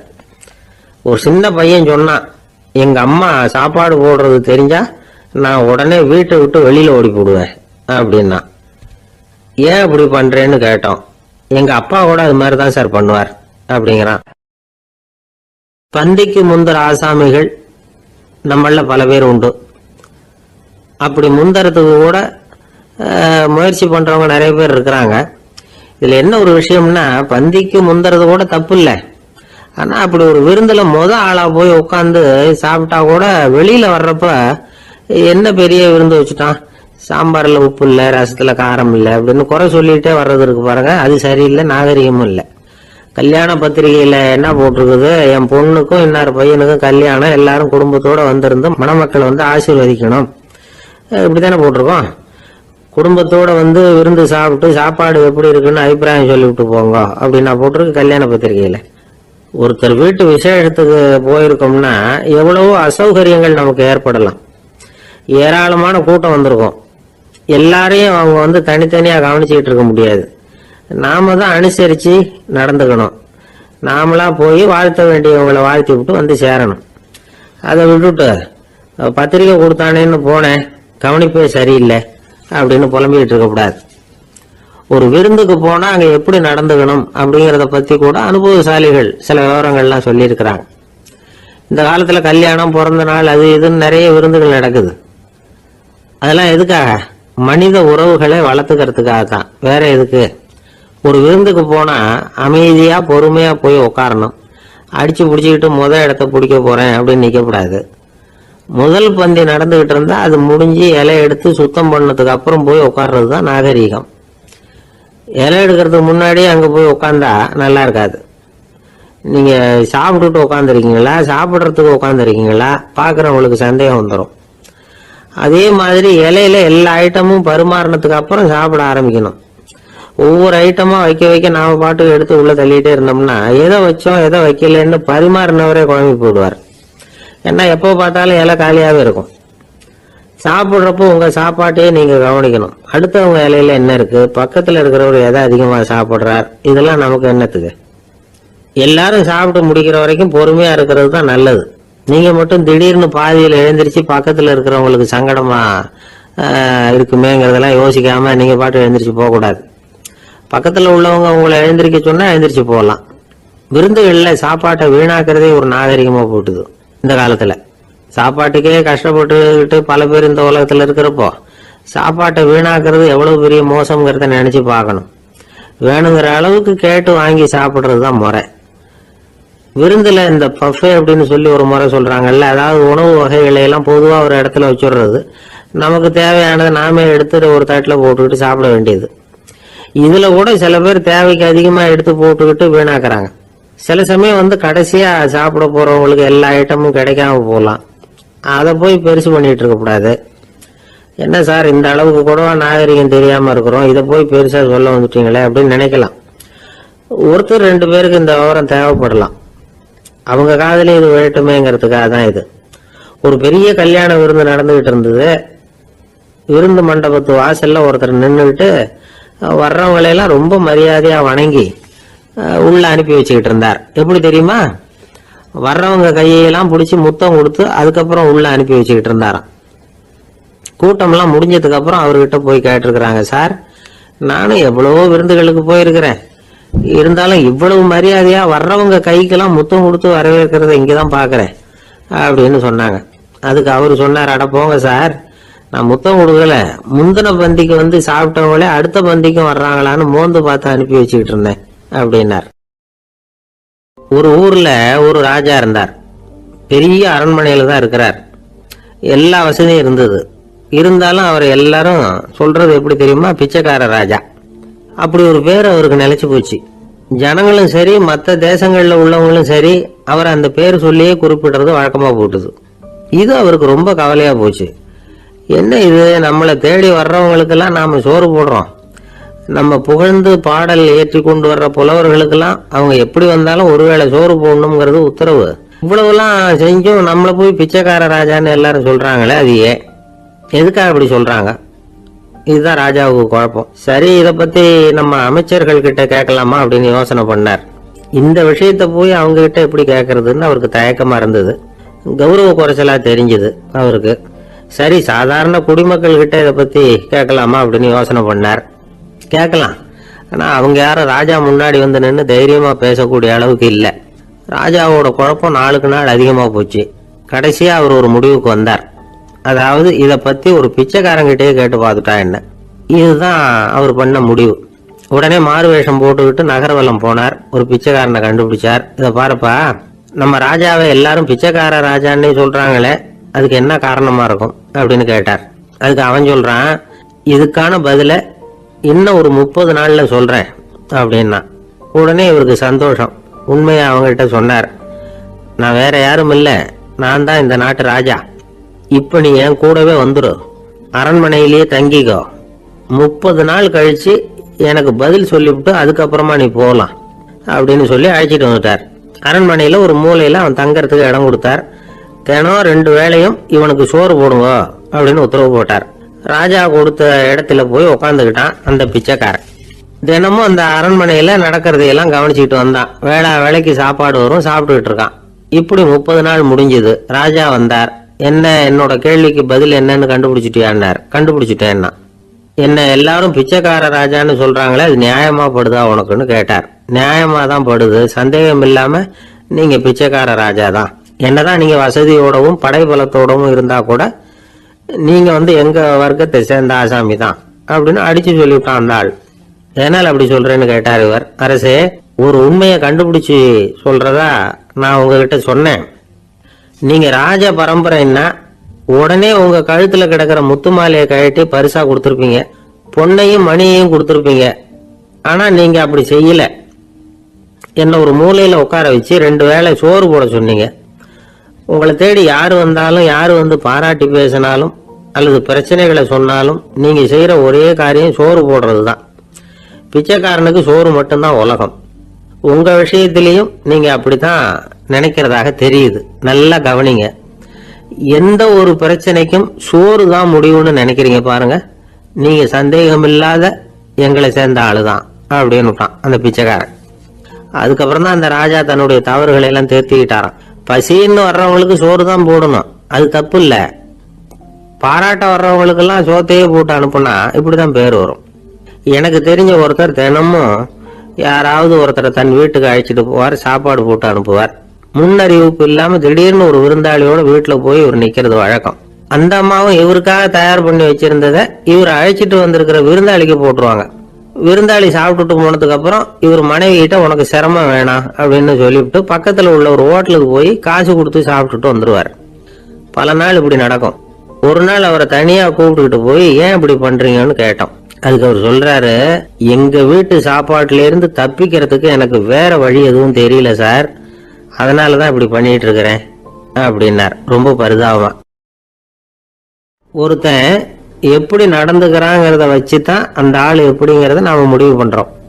ஆளுமைன்னு சொல்றோம்ல, அதுக்கு சூழ்நிலைகளை ஆளுகின்ற தன்மை அப்படின்னு விளக்கம் கொடுக்கிறார் ஒரு உளவியல் நிபுணர். சரி, ஒரு மனிதனுடைய ஆளுமையை உருவாக்குகிற விஷயங்கள் என்னென்ன? பிறப்பு, வளர்க்கப்பட்ட விதம், படிப்பு, நண்பர்கள், சமுதாயம், இப்படி நிறைய உண்டு. ஆளுமையின் அடிப்படையில் சில மனநோய்கள் உண்டாகுது. அதெல்லாம் என்னென்னங்கிறத தெரிஞ்சு வச்சுக்கிட்டோம்னா நம்ம கூட இருக்கிறவங்களை அடையாளம் கண்டுபிடிக்கிறதுக்கு அது ரொம்ப உபயோகமா இருக்கும். ஃப்ரெனாய்டு ஆளுமை அப்படின்னு ஒண்ணு. இந்த கோளாறு உள்ளவங்க எப்படி இருப்பாங்க தெரியுமா? அதிக உணர்ச்சி, சந்தேகம், பொறாமை இதெல்லாம் அதிகமா இருக்கும். வளைஞ்சு கொடுக்க மாட்டாங்க. அடுத்தவங்களோட இணக்கமான உறவு இருக்காது. அவங்க செய்யற தப்புக்கெல்லாம் அடுத்தவங்களை குறை சொல்லிட்டு இருப்பாங்க. இது ஒரு ரகம். அடுத்தது ஸ்கிசாய்டு ஆளுமை அப்படின்னு சொல்றாங்க. இந்த கோளாறு உள்ளவங்க அடுத்தவங்களோட பழக கூச்சப்படுவாங்க. சின்ன வயசுலேயே இது ஆரம்பமாயிடுது. பகல் கனவுலேயே சஞ்சரிப்பாங்க. அவங்களுடைய விரோதம், கோபம் இதை கூட வெளியில காட்டிக்க முடியாம இருப்பாங்க. இவங்களுக்கு அகமுகம், பிரச்சனைகள்ல இருந்து ஒதுங்கி எதுலையும் ஈடுபாடு இல்லாதவங்களா இருப்பாங்க. இப்படி ஒரு ரகம். அடுத்தது சைக்ளோதமிக் ஆளுமை அப்படின்னு சொல்றாங்க. அது என்னன்னா உணர்ச்சிகள்ல ஏற்றத்தாழ்வு அதிகமா இருக்குமா. சில சமயம் பார்த்தா மகிழ்ச்சியா இருப்பாங்க, சில சமயம் சோகமா உட்கார்ந்துருப்பாங்க. அவங்க மனநிலைக்கு தகுந்த மாதிரி சமூக நிகழ்ச்சிகள்ல பங்கெடுத்துக்குவாங்க. இன்னொரு வகை என்னன்னா எண்ண பீடிகை ஆளுமை அப்படின்னு பேர் வச்சிருக்கிறாங்க. அதுக்கு இவங்களுக்கெல்லாம் கரெக்டா இருக்கணும், எல்லாம் சட்டத்திட்டம் இதுலயும் ஒரு ஒழுங்குமுறை இப்படி எதிர்பார்க்கிற மனோபாவம். இவங்க எதிர்பார்ப்புக்கும் அரண்முறைக்கும் மற்றவங்க கட்டுப்படணும்னு நினைப்பாங்க. இந்த நிலைமை நீடிச்சா என்ன ஆகும் தெரியுமா? அலைக்கழிக்கிற எண்ணங்கள் திரும்ப திரும்ப ஒரே செயலை செய்ய தூண்டுற மன தளர்ச்சிக்கு ஆளாயிடுறாங்க. அடுத்தது ஹிஸ்டீரியா ஆளுமை. சின்ன விஷயத்தையெல்லாம் பெருசுபடுத்தி நாடகமாக்குற நடிகர்கள் இவங்க. உணர்ச்சி அதிகம் உள்ளவங்க. இவங்க மன எழுச்சியில பக்குவமின்மை, குழந்தைத்தனம், முதிர்ச்சியின்மை எல்லாம் இருக்கும். தன்னலம் மிக்க குணம், பிறர் தன்னை மட்டுமே கவனிக்கணும்னு நினைச்சு செயல்படுறது, இதெல்லாம் இவங்க அடையாளம். அடுத்த ரகம் எப்படின்னா வளர்ச்சியற்ற ஆளுமைன்னு சொல்றாங்க. அடுத்தவங்களோட இணங்கி போக முடியாதவங்க, அறிவு, மன எழுச்சி, சமூக உறவு இதுல எல்லாம் போதுமான வளர்ச்சியையும் நிறைவையும் பெற முடியாதவங்க. இவங்களால வாழ்க்கையில முன்னேற முடியாது. பிச்சைக்காரங்க, குற்றவாளிகள் இவங்க கிட்ட எல்லாம் இது மாதிரியான ஆளுமை அதிகமா இருக்குமா. அடுத்தது என்னன்னா சோர்வு உடைய ஆளுமை. எதுலயும் உற்சாகம் இல்லாம சோர்ந்து போயிருப்பாங்க. அதுக்கெல்லாம் நமக்கு வலிமை இல்லப்பா அப்படின்னு சொல்லிட்டு இருப்பாங்க. சின்ன விஷயங்களுக்கெல்லாம் அதிர்ச்சி அடையிறது, வாழ்வின் சுவையை அனுபவிக்க முடியாதவங்க. இன்னொரு ரகம் இது கொதித்தெழும் ஆளுமைங்கிறாங்க. எதுக்கு எடுத்தாலும் ஆத்திரம், குரோதம், வன் செயல் இதுல எல்லாம் ஈடுபாடு இப்படி உள்ளவங்க. நத்தை வகை ஆளுமை அப்படின்னு ஒண்ணு. அடுத்தவங்க மேல விரோதம் இருக்கும், அடிக்கணுங்கிற எண்ணம் இருக்கும். ஆனா அதை அப்படியே வெளியில காட்டாம அதே சமயம் அமைதியான முறையில வெறுப்பை வெளிக்காட்டுற ரகம். இவங்கெல்லாம் பேசாம கம்முன்னு இருந்துகிட்டே நினைச்சதை நிறைவேற்றிடுவாங்க. முன்ஜாக்கிரதை ஆளுமை அப்படின்னு ஒரு ரகமா. பாதுகாப்பின்மை, சந்தேகம், முழுமையின்மை, அறவேக்காட்டுத்தனம் இந்த மனப்போக்கு அதிகமா இருக்கிறதுனால அகம்பாவம், புடிவாதம், எச்சரிக்கை எல்லாம் அளவுக்கு மீறி இருக்கும். இதுவரைக்கும் நாம பேசிக்கிட்டு இருந்த ஆளுமை பண்புகள் அளவுக்கு அதிகமா போயிட்டுதுன்னா ஆளுமை கோளாறுகள் ஏற்படும். அதன் அடிப்படையில மனவியாதிகள் வருமா.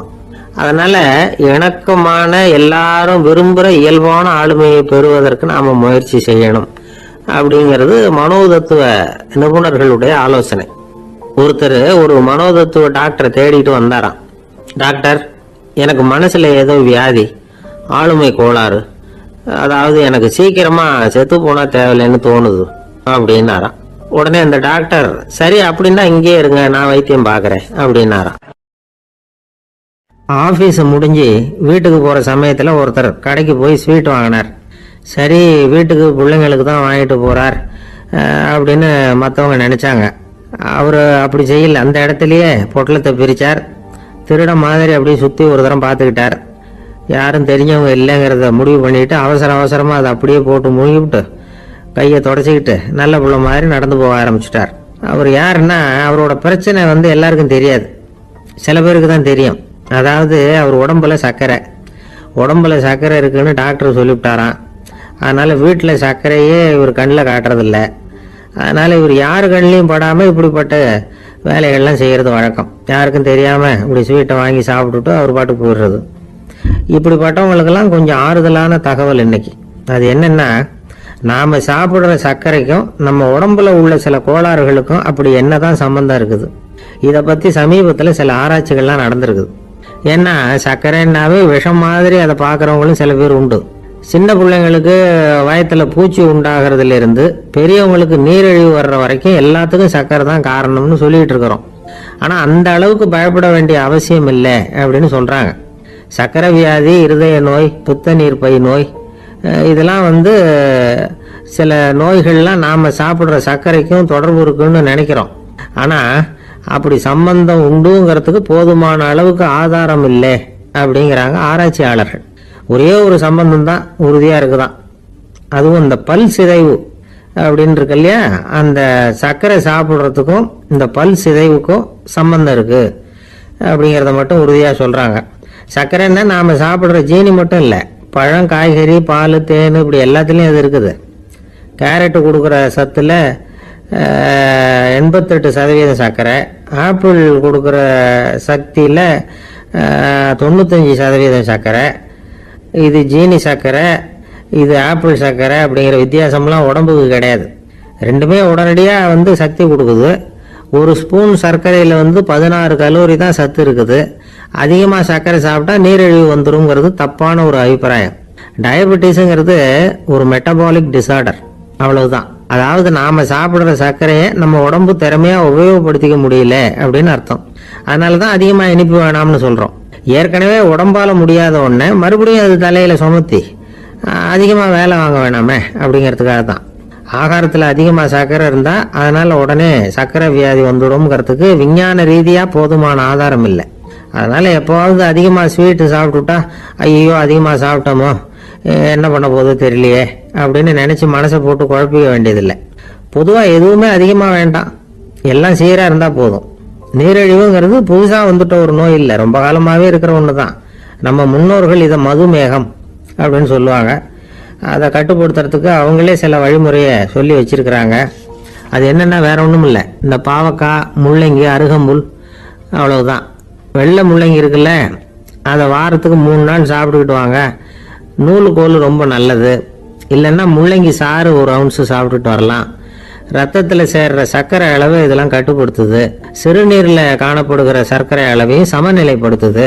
தினமும் ஆகாரத்தில் கோதுமை, கேழ்வரகு, வெந்தயம், கருவேப்பிலை, சோயாபீன்ஸ் எது கிடைக்குதோ சேர்த்துக்கலாம்.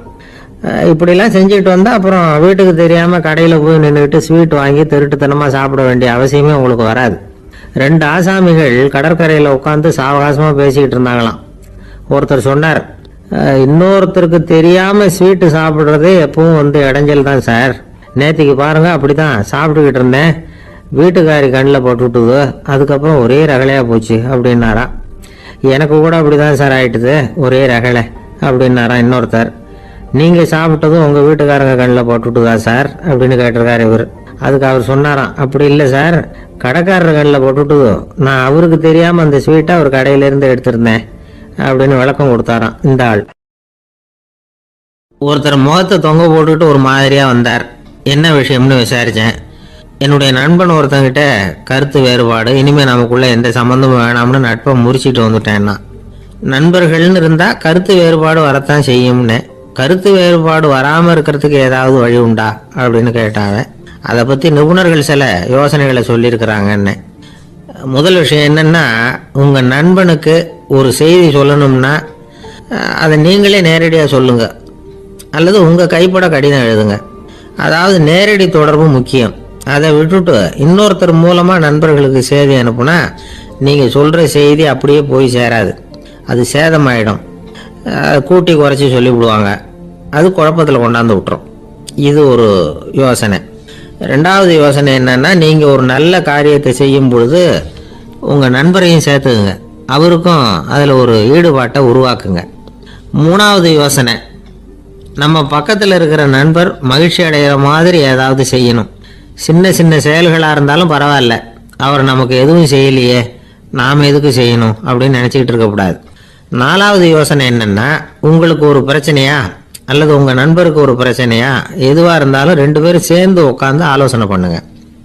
நம்ம யோசனையும் கேட்கப்படுதே அப்படிங்கிற நினைப்பே அவருக்கு ஒரு மன நிறைவை உண்டாக்குமா. 5வது யோசனை, உங்கள் நண்பர் ஏதோ ஒரு காரியத்தை செய்கிறார், நீங்கள் உடனே அவசரப்பட்டு நீ செய்கிறது தப்புன்னு தீர்ப்பு சொல்லக்கூடாது. அவர் அதை செய்யறதுக்கான நியாயங்கள் எவ்வளவோ இருக்கும், அதை புரிஞ்சுக்கிறதுக்கு முயற்சி பண்ணணும். 6வது யோசனை, உங்கள் நண்பர் என்ன சொன்னாலும் அதை பொறுமையாக கேளுங்க. அவர் சொல்கிறத புரிஞ்சுக்கணும், அவர் சொல்ல விரும்புகிறத புரிஞ்சுக்கணும், அவர் சொல்ல முடியாமல் தவிக்கிறதையும் புரிஞ்சுக்கணும். இப்படி 3 விதமாகவும் அவரை புரிஞ்சுக்கிட்டு அதுக்கு தகுந்த மாதிரி செயல்படணும்.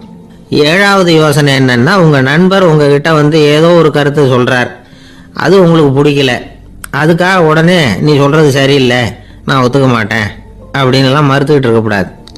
அவர் சொல்கிறத கேட்கணும், பொறுமையாக சிந்திக்கணும், அதுக்கப்புறம் பதில் சொல்லணும். இப்படிலாம் நடந்துக்கிட்டா நண்பர்களுக்குள்ள கருத்து வேறுபாடு வர்றதுக்கு வாய்ப்பே இருக்காது அப்படின்னு வல்லுநர்கள் தொகுத்து சொல்லியிருக்கிறாங்க இந்த யோசனைகளை. எனக்கு தெரிஞ்ச சில நண்பர்கள் உண்டு, அவங்களுக்குள்ளேயும் கருத்து வேறுபாடுகள் வராமல் இருக்கிறதுக்கு சில நுட்பங்களை கையாளுறது உண்டு.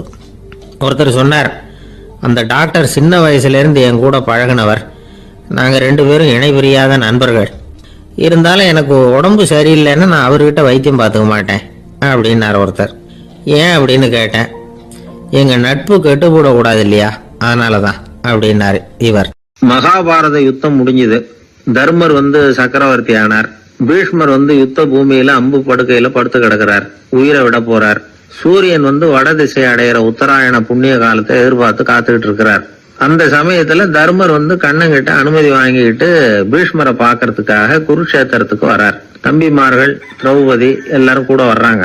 பீஷ்மரை பார்த்து எல்லாரும் வணங்குறாங்க. யுதிஷ்டர் பீஷ்மர்கிட்ட வர்ணம், ஆசிரமம், மக்கள் கடமை, அரசருடைய கடமை, இது மாதிரி விஷயங்களை பத்தி நிறைய கேள்விகள்லாம் கேட்கிறார். அவரு ஒவ்வொன்னா கேட்டுக்கிட்டு இருக்கிறாரு. பீஷ்மரும் அதுக்கு தகுந்த பதில் சொல்லிட்டு இருக்கிறார். இப்படி பீஷ்மர் வந்து யுதிஷ்டருக்கு வந்து தர்மோபதேசம் செஞ்சுக்கிட்டு இருக்கிறப்போ திரௌபதிக்கு சிரிப்பு வந்துட்டுதான். கழுக்குன்னு அந்த அம்மா சிரிச்சுட்டாங்க. அந்த சத்தத்தை கேட்ட பீஷ்மர் தர்மோபதேசத்தை பாதியில நிறுத்தினார். திரௌபதியை பார்த்தார். மகளே, ஏம்மா சிரிச்சேன்னு கேட்டார். என்ன மன்னிச்சிருங்க பிதாமகரே, ஏதோ தெரியாம சிரிச்சுட்டேன்னாங்க அவங்க. குழந்தாய், உன்ன மாதிரி உள்ள உத்தம பெண்கள் வந்து காரணம் இல்லாம பலர் முன்னிலையில இப்படி சிரிக்க மாட்டாங்க. வெக்கப்படாம விஷயத்தை சொல்லுன்னாரு அவர். திரௌபதிக்கு வந்து கண் கலங்க ஆரம்பிச்சு. சுவாமி, நீங்க இப்போ இவ்வளவு தர்மோபதேசம் பண்ணிட்டு இருக்கிறீங்க, இத பாக்குறப்ப எனக்கு திடீர்னு ஒரு சந்தேகம் வந்துட்டுது. அதாவது இன்னைக்கு தர்மத்துக்கு இவ்வளவு சிறந்த விளக்கத்தை கொடுக்கிற இதே பிதாமகர் அன்னைக்கு கௌரவர் சபையில துச்சாதனன் என்ன மானபங்கப்படுத்த முயற்சி பண்ணினப்போ வாய் மூடி மௌனமா பாத்துக்கிட்டு சும்மா தானே இருந்தார். அந்த சமயத்துல இவ்வளவு ஞானத்தையும் எங்கே விட்டு வச்சிருந்தார்? ஒருவேளை அதுக்கப்புறம் தான் இந்த தர்ம விஷயங்களை எல்லாம் கத்துக்கிட்டாரா அப்படின்னு யோசிச்சுட்டு இருக்கிறேன். அப்படி யோசிச்சப்போதான் அந்த சிரிப்பு வந்துட்டுது. என்ன மன்னிச்சிருங்க அப்படின்னாங்களாம். பிதாமகர் இதுக்கு அமைதியா பதில் சொல்ல ஆரம்பிச்சார். குழந்தாய், உன்னோட கேள்வி நியாயமானதுதான். இதுல வந்து உன்னை நான் மன்னிக்கிறதுக்கு என்னமா இருக்கு? துரியோதனன் சபையில நான் இருந்தப்போ எனக்கு அந்த அறிவு இருக்கதான் செய்தது. ஆனா துஷ்டனான துரியோதனன் உணவை நான் இப்ப சாப்பிட்டுக்கிட்டு இருந்தேன். அவன் போட்ட சாப்பாட்டை சாப்பிட்டுக்கிட்டு இருந்தேன். அது காரணமா என்னுடைய அறிவு வந்து மழுங்கி போச்சு. நல்லது கெட்டதை பத்தி ஆலோசிக்க முடியாம போயிட்டுது. தீயவர்கள் போடுற சாப்பாட்டை சாப்பிட்டா சாப்பிடுறவனுடைய மனமும் உடம்பும் கெட்டு போடும் அப்படின்னு சாஸ்திரம்லாம் சொல்லுது. ஆனா இப்போ வந்து போர்ல அர்ஜுனன் வந்து என் மேல எய்த அம்புகளால என் உடம்புல இருந்த ரத்தம் எல்லாம் வெளியேறி போச்சு. கெட்ட உணவை சாப்பிட்டதுனால உண்டான ரத்தம் பூராவும் இப்போ உடம்பு விட்டு வெளில போயிட்டுது. அதனால என் புத்தியும் தெளிஞ்சுட்டுது. அதனாலதான் இப்போ இந்த அளவுக்கு தர்மத்தின் தத்துவங்களை சரியா எடுத்து சொல்ல முடிஞ்சது அப்படின்னு பீஷ்மர். இதுல இருந்து நாம தெரிஞ்சுக்க வேண்டியது என்னன்னா, யாரு சாப்பிட கூப்பிட்டாலும் உடனே முண்டி அடிச்சுக்கிட்டு கிளம்பி போய் முதல் பந்தியில உட்காந்துடக்கூடாது. கூப்பிடுறவங்க எப்படிப்பட்டவங்க, நல்லவங்களா கெட்டவங்களா அப்படின்னு எல்லாம் யோசிச்சு பாக்கணுமா. கெட்ட எண்ணத்தோட போடப்படுகிற சாப்பாடு புத்தியை மழுங்கடிச்சிரும் அப்படிங்கிறது ஒரு பெரிய இந்த காலத்துல பெரியவங்க சொல்ற ஒரு உண்மை. எத்தனையோ பேர் பெரிய உத்தியோகத்துல இருக்கிறவங்கள விருந்துக்கு கூப்பிட்டு சாப்பிட்டு முடிச்ச கையோட முக்கியமான பேப்பர்ல எல்லாம் கையெழுத்து வாங்கிட்டு விட்டுருவாங்களே. கூப்பிடுறவங்க மனசை புரிஞ்சுக்கிட்டு அதுக்கப்புறம் போறதா வேண்டாமா அப்படிங்கறத முடிவு பண்ணணும். சாப்பாட்டுல அவ்வளவு விஷயம் இருக்குது. பீஷ்மருக்கே அந்த நிலைமைன்னா நாமெல்லாம் ஏமாத்திரம். சில சந்தர்ப்பங்கள்ல சாப்பாடு புத்தியில ஒரு தெளிவு உண்டாக்குறதும் உண்டு. ஒரு ஊருக்கு ஒரு பெரிய மகான் வந்தார். அவரு சாப்பிடுறதே இல்ல. எப்போவாவது கொஞ்சம் தண்ணி, பால், அவ்வளவுதான். ருசியெல்லாம் கடந்தவர். அவர்கிட்ட எல்லாரும் போய் ஆசீர்வாதம் வாங்கினாங்க. அந்த ஊர்ல ஒரு ஹோட்டல், அதோட முதலாளி ஒருத்தர், அவரும் அந்த மகான் கிட்ட ஆசீர்வாதம் வாங்கறதுக்காக போனார். அவரு முன்னாடி போய் பணிவா நின்னார். துண்டை இடுப்புல கட்டிக்கிட்டு காலில் விழறதுக்காக போனார். அதுக்கு முன்னாடி அந்த மகான் எழுந்திருச்சு இவர் காலில் விழுந்துட்டார். ஹோட்டல் முதலாளி பதறி போயிட்டார். சுவாமி, என்ன இது அபச்சாரம், நீங்க தான் என்ன ஆசீர்வாதம் பண்ணணும்னார். அதுக்கு அந்த சாமியார் சொன்னார், அப்படி இல்லைங்க, நீங்க தான் என்ன ஆசீர்வாதம் பண்ணணும். ஏன்னா கொஞ்ச காலத்துக்கு முன்னாடி உங்க ஹோட்டல்ல தான் நான் வந்து அக்கௌண்ட் வச்சு சாப்பிட்டுக்கிட்டு இருந்தேன். இன்னைக்கு நான் ருசியெல்லாம் கடந்து வெறுத்து ஞானியா போறதுக்கு நீங்க தான் காரணம், உங்க சாப்பாடு தான் காரணம் அப்படின்னாரு. ஒரு திருடன் ஒரு வீட்டுல போய் திருடணும்னு திட்டம் போட்டான். இருட்டுனதும் போய் திருடணும். ஆனா ராத்திரி ஆனா வாசல் கதவை சாத்தி உள்பக்கம் தாழ்பால் போட்டுருவாங்களே. என்ன பண்றது, எப்படி வீட்டுக்குள்ள போறது, இவன் யோசனை பண்ண ஒரு முடிவுக்கு வந்தான். சரி, பகல் நேரத்திலேயே யாருக்கும் தெரியாம இந்த வீட்டுக்குள்ள நுழைஞ்சிருவோம். அங்க போய் எங்கேயாவது ஒளிஞ்சுக்குவோம். இருட்டுற வரைக்கும் பேசாம இருப்போம். ராத்திரி எல்லாரும் தூங்கினதுக்கு அப்புறம் நைஸா போய் பீரோவை திறந்து இருக்கிறது பூரா எடுத்துக்கிட்டு ஓடியாந்துடலாம் அப்படின்னு திட்டம் போட்டான். அதே மாதிரி ஒரு நாள் மத்தியானத்துக்கு மேல அந்த வீட்டுக்காரன் எங்கேயோ வெளியில புறப்பட்டு போனான். வீட்டுக்கார அம்மா அடுப்பங்கரையில என்னமோ சமைச்சுக்கிட்டு இருந்தாங்க. திருடன் பார்த்தான். இதுதான் சமயம்னு அந்த வீட்டுக்குள்ள மெதுவா நுழைஞ்சிட்டான். எங்க ஒளியலாம்னு பார்த்தா வலது பக்கம் ஒரு ரூம் இருந்தது. அங்க போனான். அங்க ஒரு படுக்கை அறை, அங்க ஒரு பெரிய கட்டில் இருந்தது. அதுக்கு அடியில போய் பதுங்கிட்டான். இருட்டுனது நம்ம வேலையை ஆரம்பிக்கலாம், அது வரைக்கும் பொறுமையா இருக்கணும் அப்படின்னு சொல்லி பேசாம வாயை மூடிட்டு கம்முன்னு இருக்கிறான். ரொம்ப நேரம் கழிச்சு வெளியில போயிருந்த வீட்டுக்காரன் திரும்பி வந்தான். சாப்பிட்டான். லைட்டை நிறுத்தி விட்டு படுத்துட்டான். அந்த அம்மாவும் வேலையெல்லாம் முடிச்சுட்டு வந்து படுத்துட்டாங்க. நடு ராத்திரி. விடி விளக்கு லேசா எரிஞ்சுகிட்டு இருக்கு. வீட்டுக்காரன் லேசா கண்ணை முடிச்சான். கட்லுக்கு நேரா எதிரில ஒரு கண்ணாடி. அதுல பாக்குறான், கட்லுக்கு கீழே ஒரு திருடன் ஒளிஞ்சு இருக்கிறது தெரிஞ்சு போச்சு. உடனே அவன் திருடன் திருடன்னு சத்தம் போடல, யோசனை பண்ணான். மேஜையில இருக்கிற கத்தி எடுத்து கையில வச்சுக்குவோமா அப்படின்னு யோசனை பண்ணான். இந்த சந்தர்ப்பத்துல கத்திய உபயோகப்படுத்துறத விட புத்திய உபயோகப்படுத்துறது தான் சாமர்த்தியம் அப்படின்னு நினைச்சான். உடனே அது பிரகாரம் செயல்பட ஆரம்பிச்சிட்டான். என்ன பண்ணான் தெரியுமா? எதையும் வெளியில காட்டிக்காம ரொம்ப சர்வசாதாரணமா தன்னுடைய மனைவி கிட்ட பேச ஆரம்பிச்சான். மனைவியும் புத்திசாலி, அதனால அவங்களுக்கு தெரியும். அவங்களும் வீட்டுக்காரர் கேட்ட கேள்விக்கு பொருத்தமா பதில் சொல்ல ஆரம்பிச்சாங்க. இவன் கேட்டான், இத பாரு, நமக்கு குழந்தை பிறந்தா அதுக்கு கிருஷ்ணமூர்த்தின்னு தான் பேர் வைக்கணும் அப்படின்னா. அதெல்லாம் முடியாது.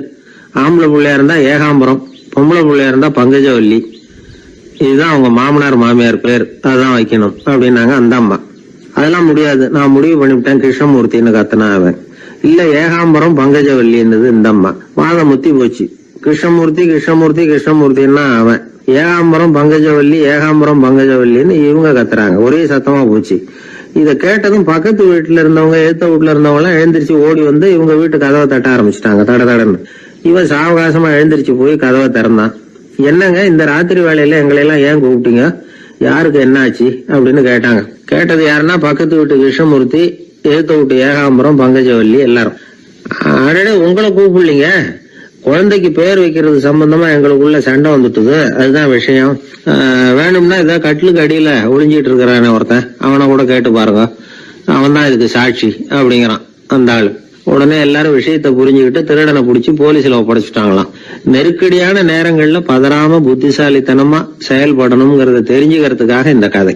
புத்திசாலித்தனமா செயல்படுற ஒரு குடும்ப தலைவி இருக்காங்க. அவங்க என்ன செய்வாங்க தெரியுமா? எல்லாரும் ராத்திரியானா வீட்டை உள்பக்கமா போட்டு விட்டு தானே படுப்பாங்க.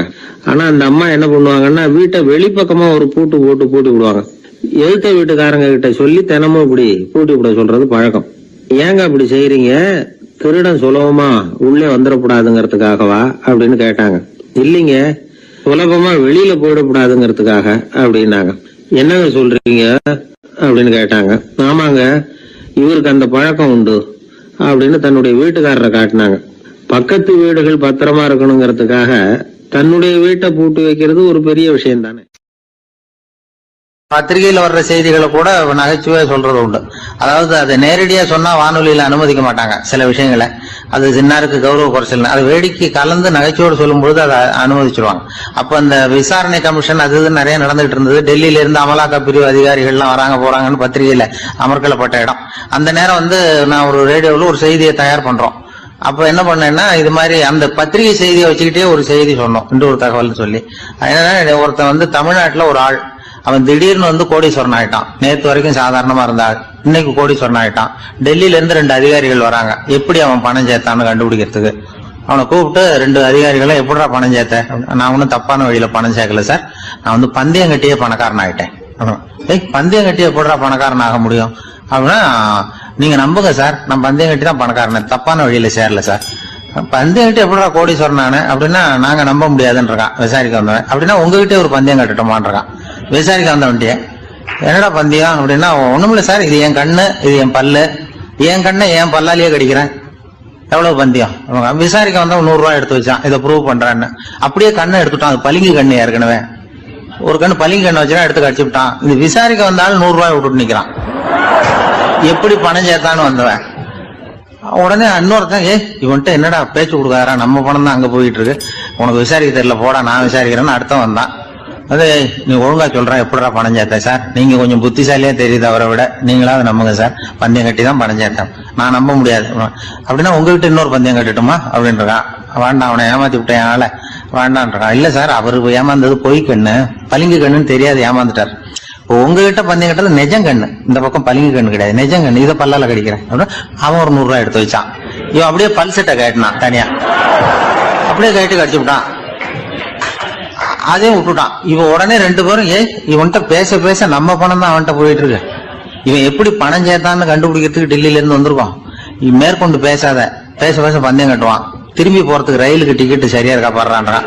அவன் கரெக்டா எண்ணி பார்த்து கரெக்டா இருக்குப்பா, மேற்கொண்டு பேசாத, அவன்கிட்ட நம்ம போயிடுவோம், போய் நம்ம அதிகாரிகிட்ட சொல்லிடுவோம்னு சொல்லி போயிட்டு வரேன் சார் அப்படின்னு சொல்லிட்டு மரியாதை போயிட்டாங்க.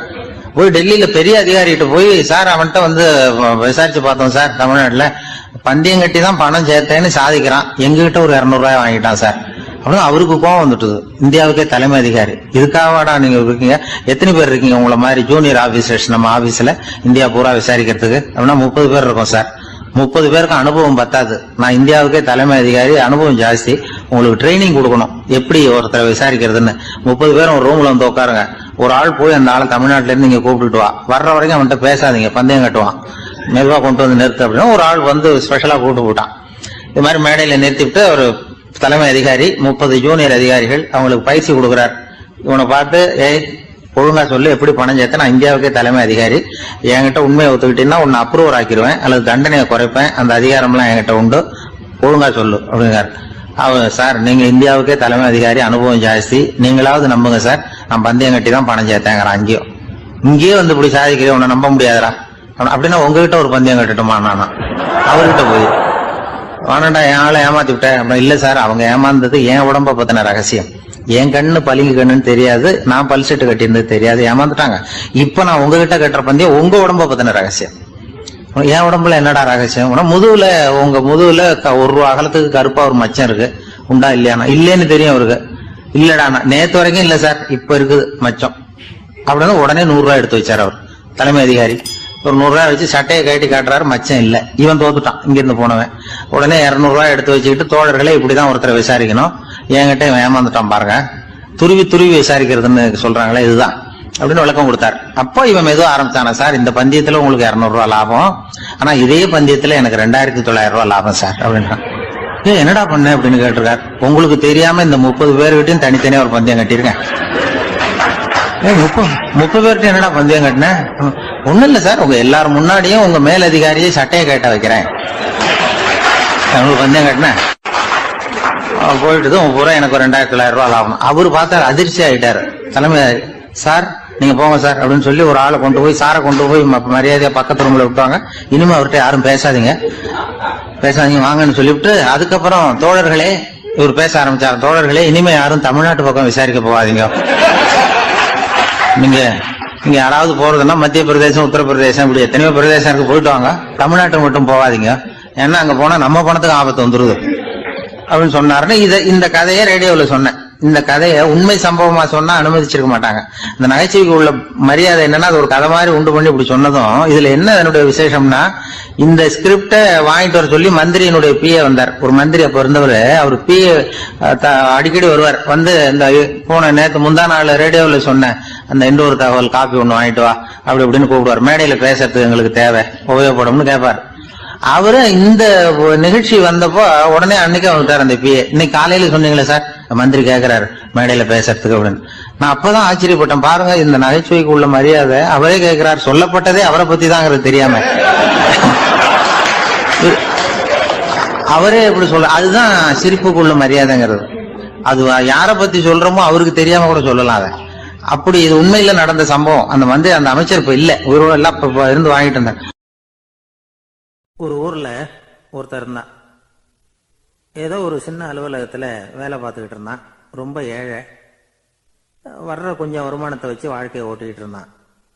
ஒரு நாள் தெரு வழியா அவன் நடந்து வந்துகிட்டு இருக்கிறான். தெருவில் ஒரு காசு கிடந்தது. அதை பார்த்துட்டான். அது குனிஞ்சு எடுத்தான். அது ஒரு பழங்கால காசு. அந்த காசு நடுவில் ஒரு துளை இருந்தது, அதாவது துளையிட்ட நாணயம். பழங்காலத்துல புழக்கத்தில் இருந்த ஒரு நாணயம் அது. துளையிட்ட நாணயம் கிடைச்சதுன்னா ரொம்ப நல்லது, அது அதிர்ஷ்டம் அப்படின்னு ஒரு நம்பிக்கை உண்டு. இவன் கையில் அது கிடைச்சதும் ரொம்ப சந்தோஷப்பட்டான். இனிமே என்னுடைய கஷ்டம்லாம் தீரப்போகுது, அதிர்ஷ்டம் என்னை தேடி வரும், நான் பணக்காரன் ஆயிடுவேன் அப்படின்னு சொல்லிட்டு அந்த காசை தன்னுடைய கோட்டு பையில பத்திரமா போட்டு வச்சுக்கிட்டான். அடிக்கடி அதை தொட்டு பார்த்துக்கிறது உண்டு, வெளியில் எடுக்க மாட்டான். இப்படியே கொஞ்ச காலம் ஆச்சு. அதுக்கப்புறம் என்னாச்சு தெரியுமா? நிஜமாவே அதிர்ஷ்டம் அவனை தேடி வர ஆரம்பிச்சுட்டுது. செல்வம் வந்து குவிஞ்சுது. பணம், பதவி, புகழ் எல்லாம் வந்து சேர்ந்தது. சமூகத்தில் அவன் ஒரு பெரிய மனுஷன் ஆயிட்டான். எல்லாரும் அவனை பாராட்டினாங்க. அவன் எதை தொட்டாலும் வெற்றி, எல்லாம் அந்த காசோட மகிமை அப்படின்னு அவன் மனசுக்குள்ள நினைச்சுக்கிட்டான். தினமும் காலையில் அந்த கோட்டை போட்டுக்கிட்டு தான் வெளியில் கிளம்புவான். புறப்படுறதுக்கு முன்னாடி கோட்டு பாக்கெட்டை தொட்டு பார்த்துக்குவான், உள்ள காசு இருக்கா அப்படிங்கிறத உறுதிப்படுத்திக்குவான். அதுக்கப்புறம் தான் வெளியில் கிளம்புவான். இப்படியே பல வருஷம் ஓடி போச்சு. ஒரு நாள் அவனுக்கு அந்த ஆசை வந்துட்டுது. அதாவது அந்த துளையிட்ட நாணயத்தை எடுத்து கண்ணால பார்க்கணும் அப்படின்னு. காலையில சாப்பிட்டுக்கிட்டு இருந்தான். அப்போ தன்னுடைய மனைவி கிட்ட சொன்னான், ரொம்ப நாளைக்கு அப்புறம் என்னுடைய அந்த நாணயத்தை இன்னைக்கு வெளியில எடுத்து பார்க்க போறேன்னா. என்னத்துக்கு அது, இப்போ அதை பார்க்க வேணாமே அப்படின்னு மெதுவாக இழுத்தாங்க அந்த அம்மா. இல்லை இல்லை, நான் பார்த்தே தீரணும் அப்படின்னு அவன் தன்னுடைய சட்டை பைக்குள்ள கையை விட்டான். உள்ள இருந்த நாணயத்தை வெளியில எடுத்தான். பார்த்தா அவனுக்கு ஆச்சரியமா போச்சு. அந்த நாணயத்துல தொலையே இல்லை. என்ன ஆச்சு அப்படின்னு சொல்லி அவன் ரொம்ப குழம்பி போயிட்டான். இப்போ அந்த அம்மா சொன்னாங்க, நான் தான் ஒரு நாள் உங்க கோட்டு ரொம்பவும் தூசியா இருக்கேன்னு சொல்லி அதை ஜன்னலுக்கு வெளியில உதறினேன். உள்ள இருந்த அந்த காசு அப்ப எனக்கு தெரியாது, ஞாபகத்துல இல்லை. அது தெருவில் விழுந்துட்டது போல இருக்கு. அதுக்கப்புறம் எவ்வளவோ தேடி பார்த்தேன், கிடைக்கல. அதுக்குள்ள அதை யாரோ எடுத்துட்டு போயிட்டாங்க போல இருக்கு. அது இல்லைங்கிறது உங்களுக்கு தெரிஞ்சா வருத்தமா இருக்குமேங்கிறதுக்காக நான் தான் வேற ஒரு நாணயத்தை எடுத்து சட்டை பைக்குள்ள வச்சுட்டேன் அப்படின்னு விவரத்தை சொன்னாங்க அந்த அம்மா. இது எப்போ நடந்ததுன்னு கேட்டான். உங்களுக்கு அந்த காசு கிடைச்சதே அன்னைக்கு மறுநாளே இது நடந்து போச்சு அப்படின்னாங்களாம். இதை கொஞ்சம் யோசனை பண்ணி பாருங்க. அவனுக்கு அதிர்ஷ்டத்தை கொடுத்தது அந்த நாணயம் இல்லை, அவனுடைய நம்பிக்கை, அதாவது தன்னம்பிக்கை. அதுதான் வேலை செஞ்சிருக்கு. இதுல இருந்து நாம தெரிஞ்சுக்க வேண்டியது என்னன்னா, வாழ்க்கையில முன்னேற நினைக்கிறவங்களுக்கு தன்னம்பிக்கை ரொம்ப முக்கியம். அது இல்லைன்னா முன்னேற முடியாது. ஒருத்தன் சொன்னானா, நான் எப்பவுமே என்னதான் சார் நம்புவேன், மற்றவங்கள நம்ப மாட்டேன். நேற்றுக்கு பாருங்க, திடீர்னு 10 பேர் என்ன அடிக்க வந்துட்டாங்க, நான் ஒருத்தனாவே அதை சமாளிச்சேன் அப்படின்றான் ரொம்ப பெருமையா. அது எப்படின்னு கேட்டாங்களாம். ஒரே ஓட்டமா அங்கிருந்து ஓடி வந்துட்டேன் அப்படின்னு நானா. ஒரு ஊர்ல ஒருத்தர் இருந்தார், ரொம்ப நல்லவர். யாருக்காவது ஏதாவது கொடுத்துக்கிட்டே இருப்பார், கொடையாளி. தினமும் யாராவது ஒருத்தருக்கு ஏதாவது கொடுக்கலன்னா அவருக்கு தூக்கம் வராது, அப்படி ஒரு பழக்கம். அது மட்டும் இல்லை, அவர் கொடுக்கறது அடுத்தவங்களுக்கு தெரியாது, அவ்வளவு ரகசியமா அதை கொடுப்பார். வலது கை கொடுக்கறது இடது கைக்கு தெரியக்கூடாதுன்னு சொல்லுவாங்கல்ல, அது மாதிரி அவர். ஒரு நாள் ராத்திரி அவர் ஏற்கனவே தயாரா கட்டி வச்சிருந்த பணம் முடிச்ச கையில் எடுத்துக்கிட்டு வீட்டை விட்டு வெளியில வந்தார். தெருவில் இறங்கி நடந்தார். இன்னைக்கு யாருக்கு தர்மம் செய்யறது அப்படின்னு யோசனை பண்ணிட்டு இருட்டில் நடந்து வந்துகிட்டு இருக்கிறார். யாரோ ஒருத்தர் எதிரில் வர்றது மாதிரி தெரிஞ்சுது. உடனே அவர் கிட்ட போனார். தன்கிட்ட இருந்த பணம் முடிச்ச அவசரமா அவர் கையில திணிச்சுட்டு திரும்பி வந்துட்டார். அப்பாடா, ஒரு வழியா யாருக்கும் தெரியாம இன்னைக்கு தர்மம் பண்ணியாச்சு அப்படிங்கிற மகிழ்ச்சி, மன நிறைவு அவர் முகத்துல. நிம்மதியா தூங்கினார். அப்புறம் எழுந்திரிச்சார். மறுநாள் காலையில ஊரு பூரா ஒரே பேச்சு. என்ன பேச்சுன்னா, நேத்து ராத்திரி ஒரு திருடன் கையில யாரோ பணத்தை கொடுத்துட்டு போயிருக்கிறாங்க அப்படின்னு எல்லாரும் பேசிக்கிட்டு இருக்கிறாங்க. இதை கேள்விப்பட்டதும் அந்த பெரியவருக்கு ரொம்ப வருத்தமா போச்சு. அடடா, போயும் ஒரு திருடனுக்கா உதவி பண்ணியிருக்கிறோம், பிரயோஜனம் இல்லாம போட்டுதே அப்படின்னு நினைச்சார். சரி, இன்னைக்கும் யாருக்காவது உதவி பண்ணணும் அப்படின்னு முடிவு பண்ணினார். ராத்திரி நேரம் வந்தது. இவர் வழக்கம் போல தெருவில் இறங்கி நடந்தார். கையில பணம் முடிச்சு. எதிரில் ஒரு பொன் உருவம் மங்கலா தெரிஞ்சது. இவர் உடனே அந்த பெண் கிட்ட பணத்தை கொடுத்துட்டு திருப்தியா திரும்பி வந்துட்டார். மறுநாள் காலையில ஊர் பூரா என்ன பேசிக்கிட்டாங்க தெரியுமா? நேற்று ராத்திரி நெறி தவறி நடக்கிற ஒரு பெண்ணின் கையில யாரோ வச்சுட்டு போயிருக்கிறாங்க அப்படின்னு எல்லாரும் பேசிக்கிறாங்க. அடடா, இன்னைக்கும் தவறுதலா நடந்து போச்சு அப்படின்னு ஒரு வருத்தப்பட்டார். இருக்கட்டும், இன்னைக்கும் ஏதாவது தர்மம் பண்ணுவோம் அப்படின்னு நினைச்சுக்கிட்டாரு. 3வது நாள் ராத்திரியும் புறப்பட்டார். இப்பவும் எதிரில் ஒருத்தர் வந்தார். இவர் பணத்தை கொடுத்தார், திரும்பி வந்துட்டார்.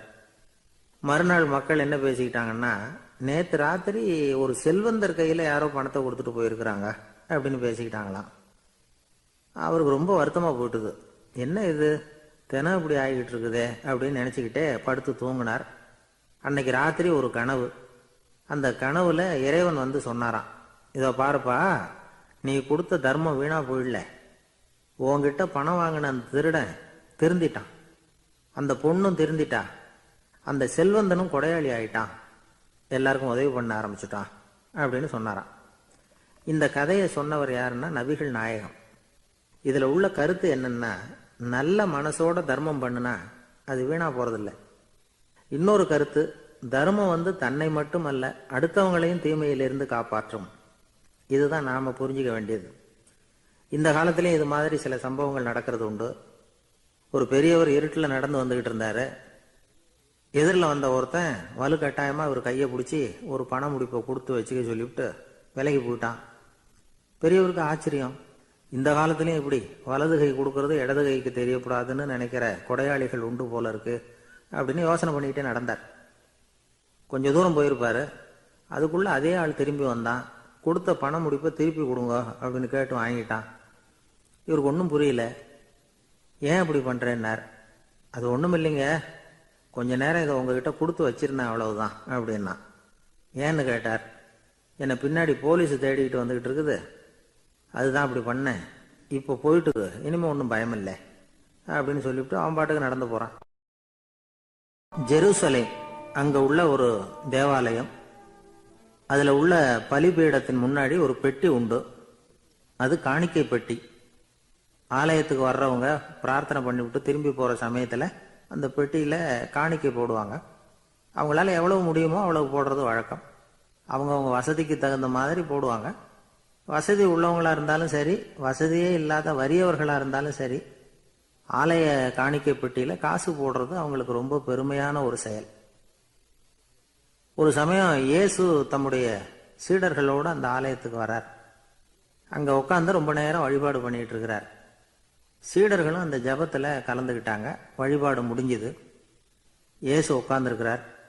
காணிக்கை பெட்டியில காசு போடுறவங்கள கவனிக்கிறார். சீடர்களும் அதையே கவனிச்சுக்கிட்டு இருக்கிறாங்க.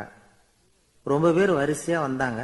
அவங்களால முடிஞ்ச அளவுக்கு காசு போட்டுட்டு அவங்க பாட்டுக்கு போய்கிட்டு இருக்கிறாங்க.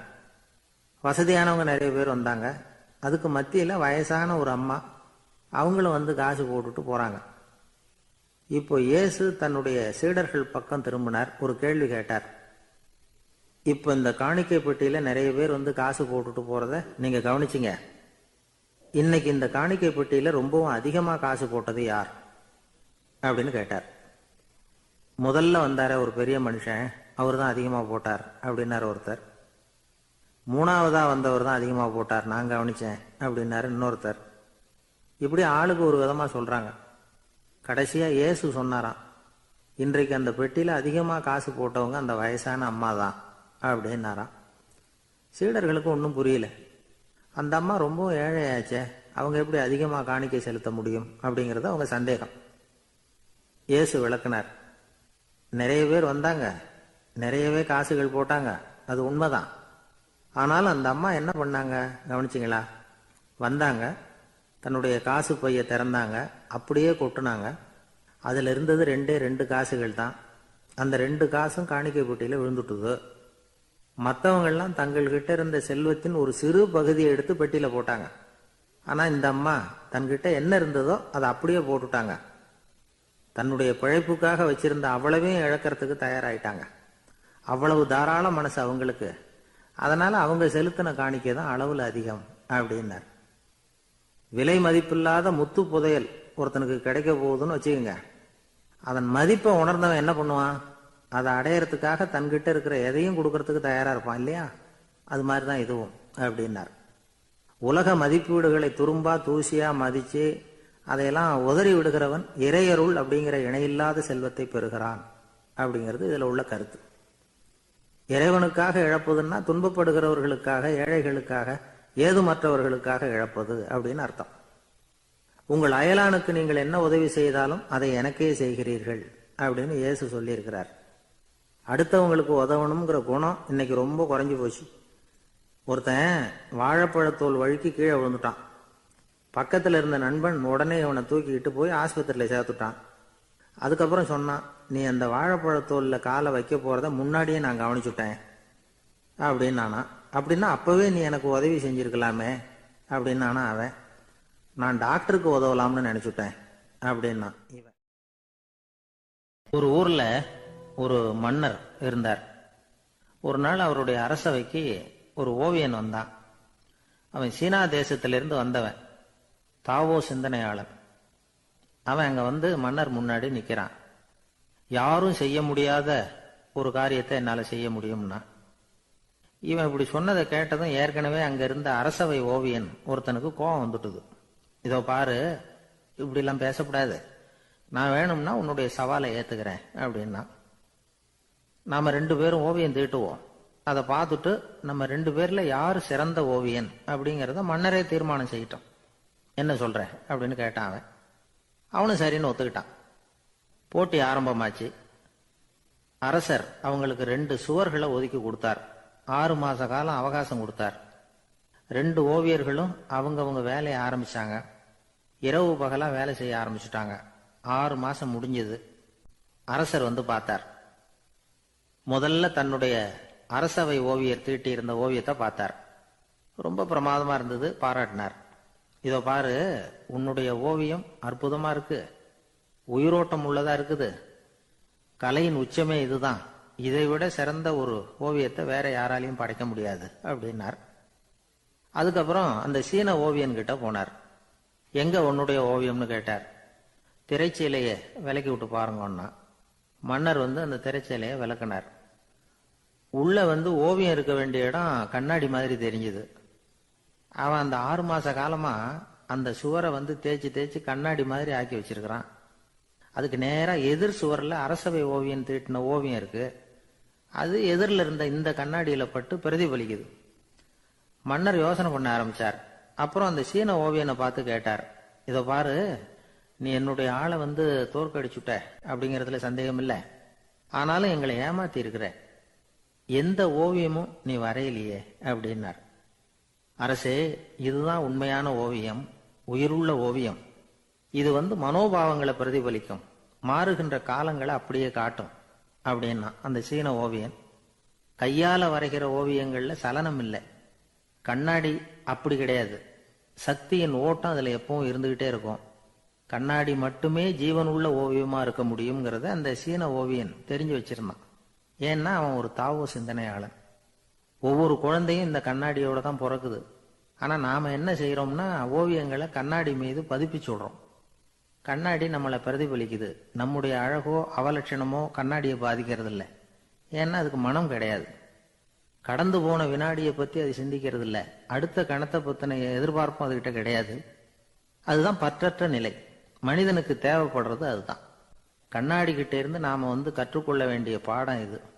வாழ்க்கையில வந்து மனிதர்களை நேசிக்கலாம், உலகின் அழகையெல்லாம் பிரதிபலிக்கலாம், ஆனா எதையும் பற்றி கொண்டு விடக்கூடாது அப்படிங்கிறது பெரியவர்கள் அறிவுரை.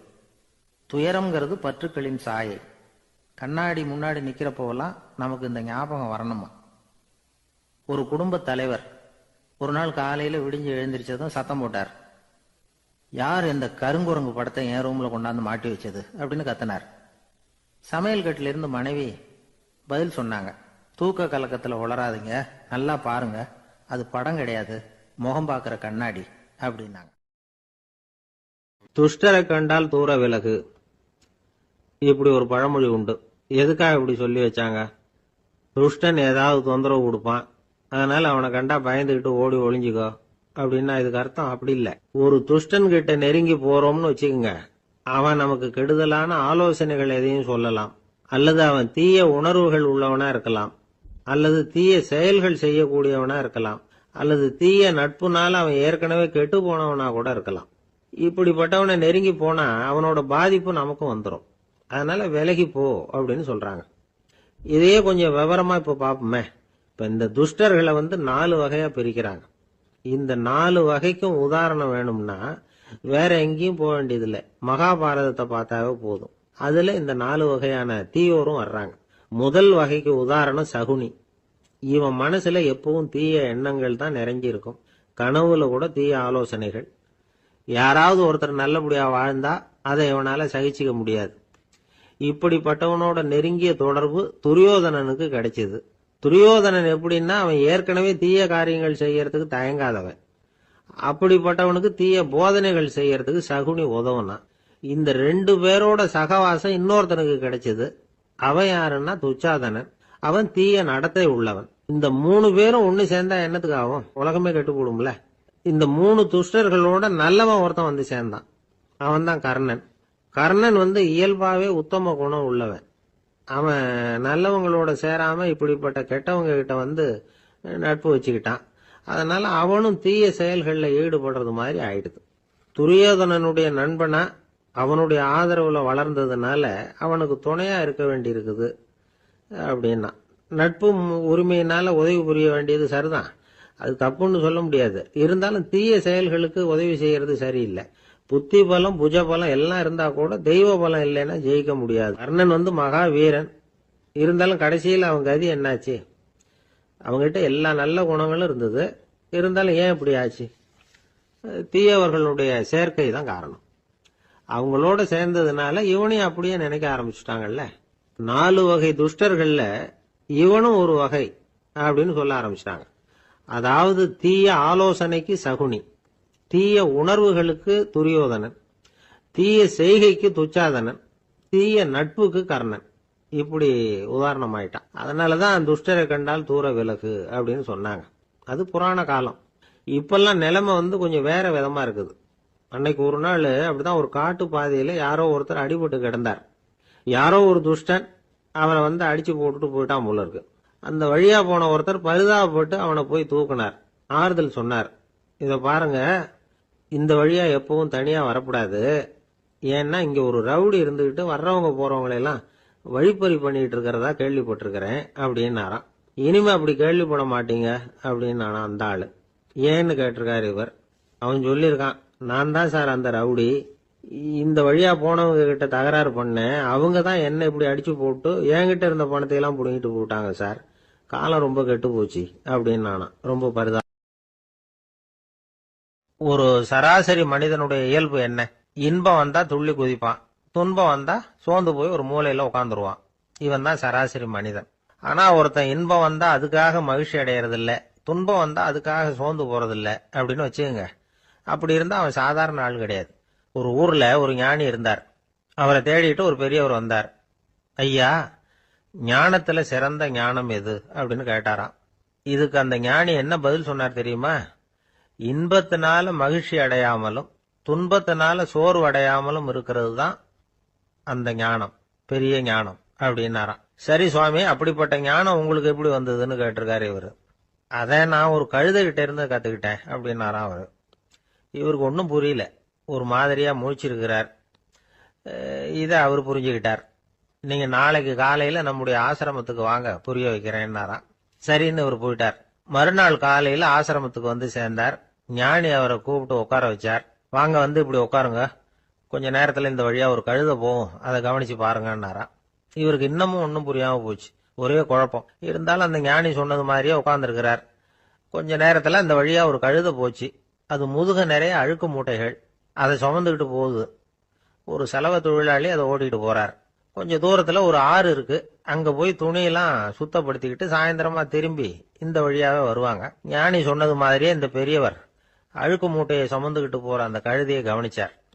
கழுதை போயிட்டுது. அதுக்கப்புறம் ஞானியை திரும்பி பார்த்தார்.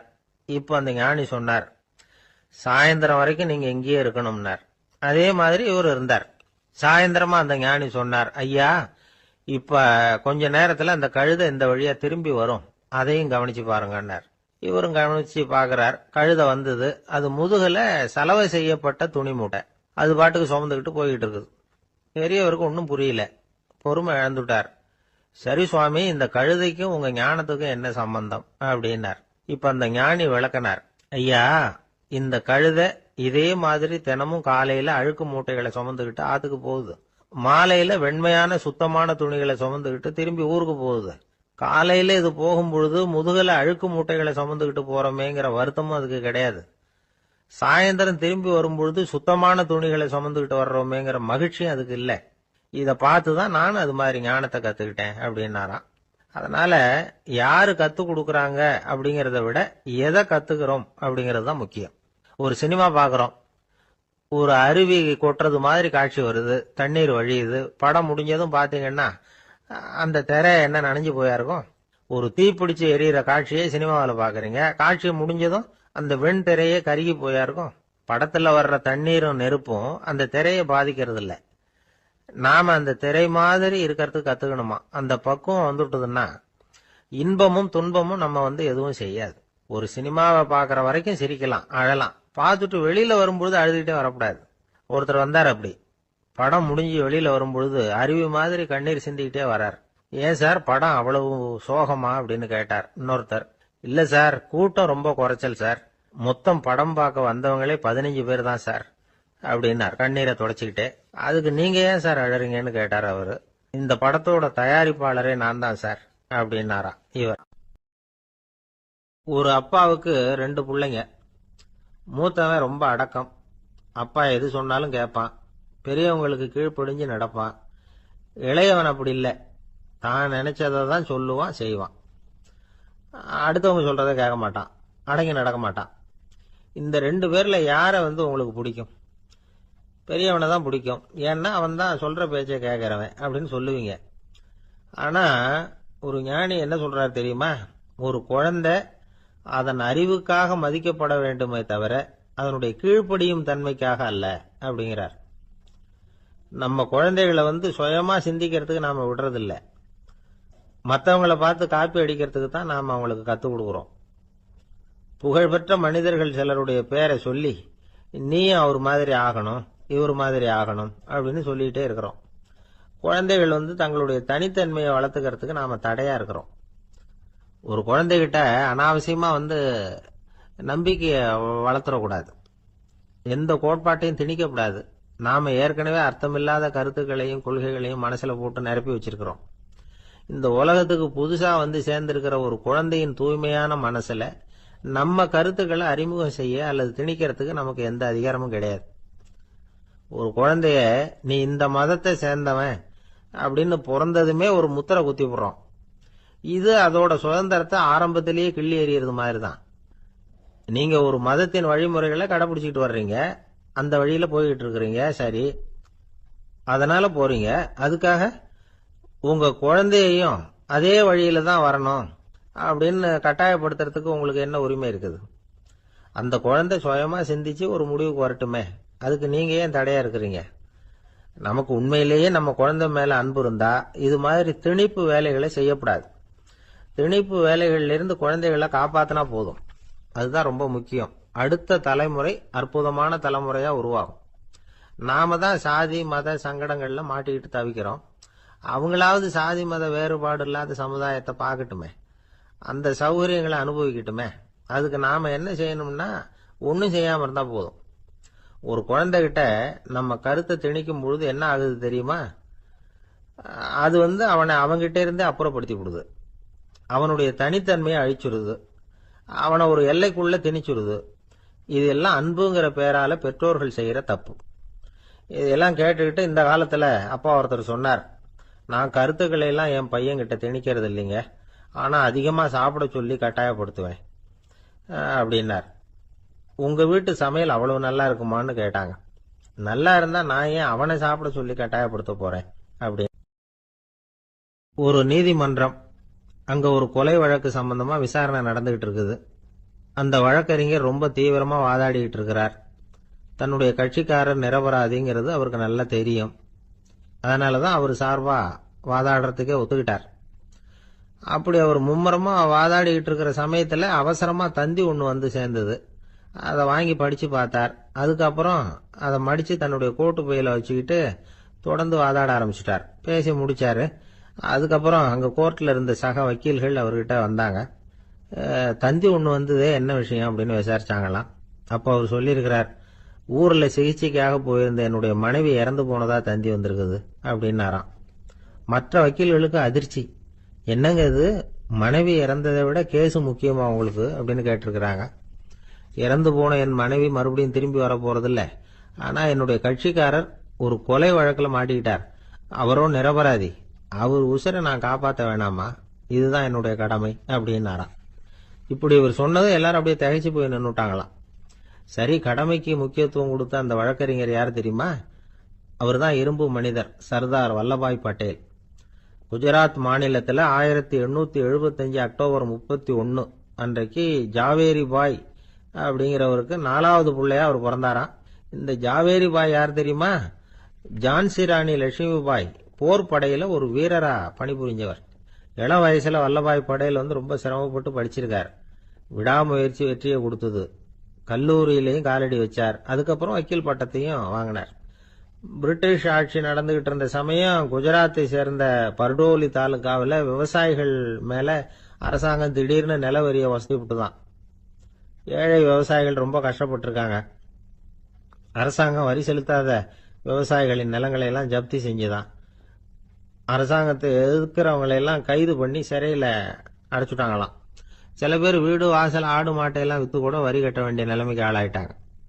வழக்கறிஞர் வல்லபாய் படேல் நில வரியை உடனே ரத்து பண்ணணும் அப்படின்னு பம்பாய் கவர்னருக்கு ஒரு கடிதம் எழுதினார்.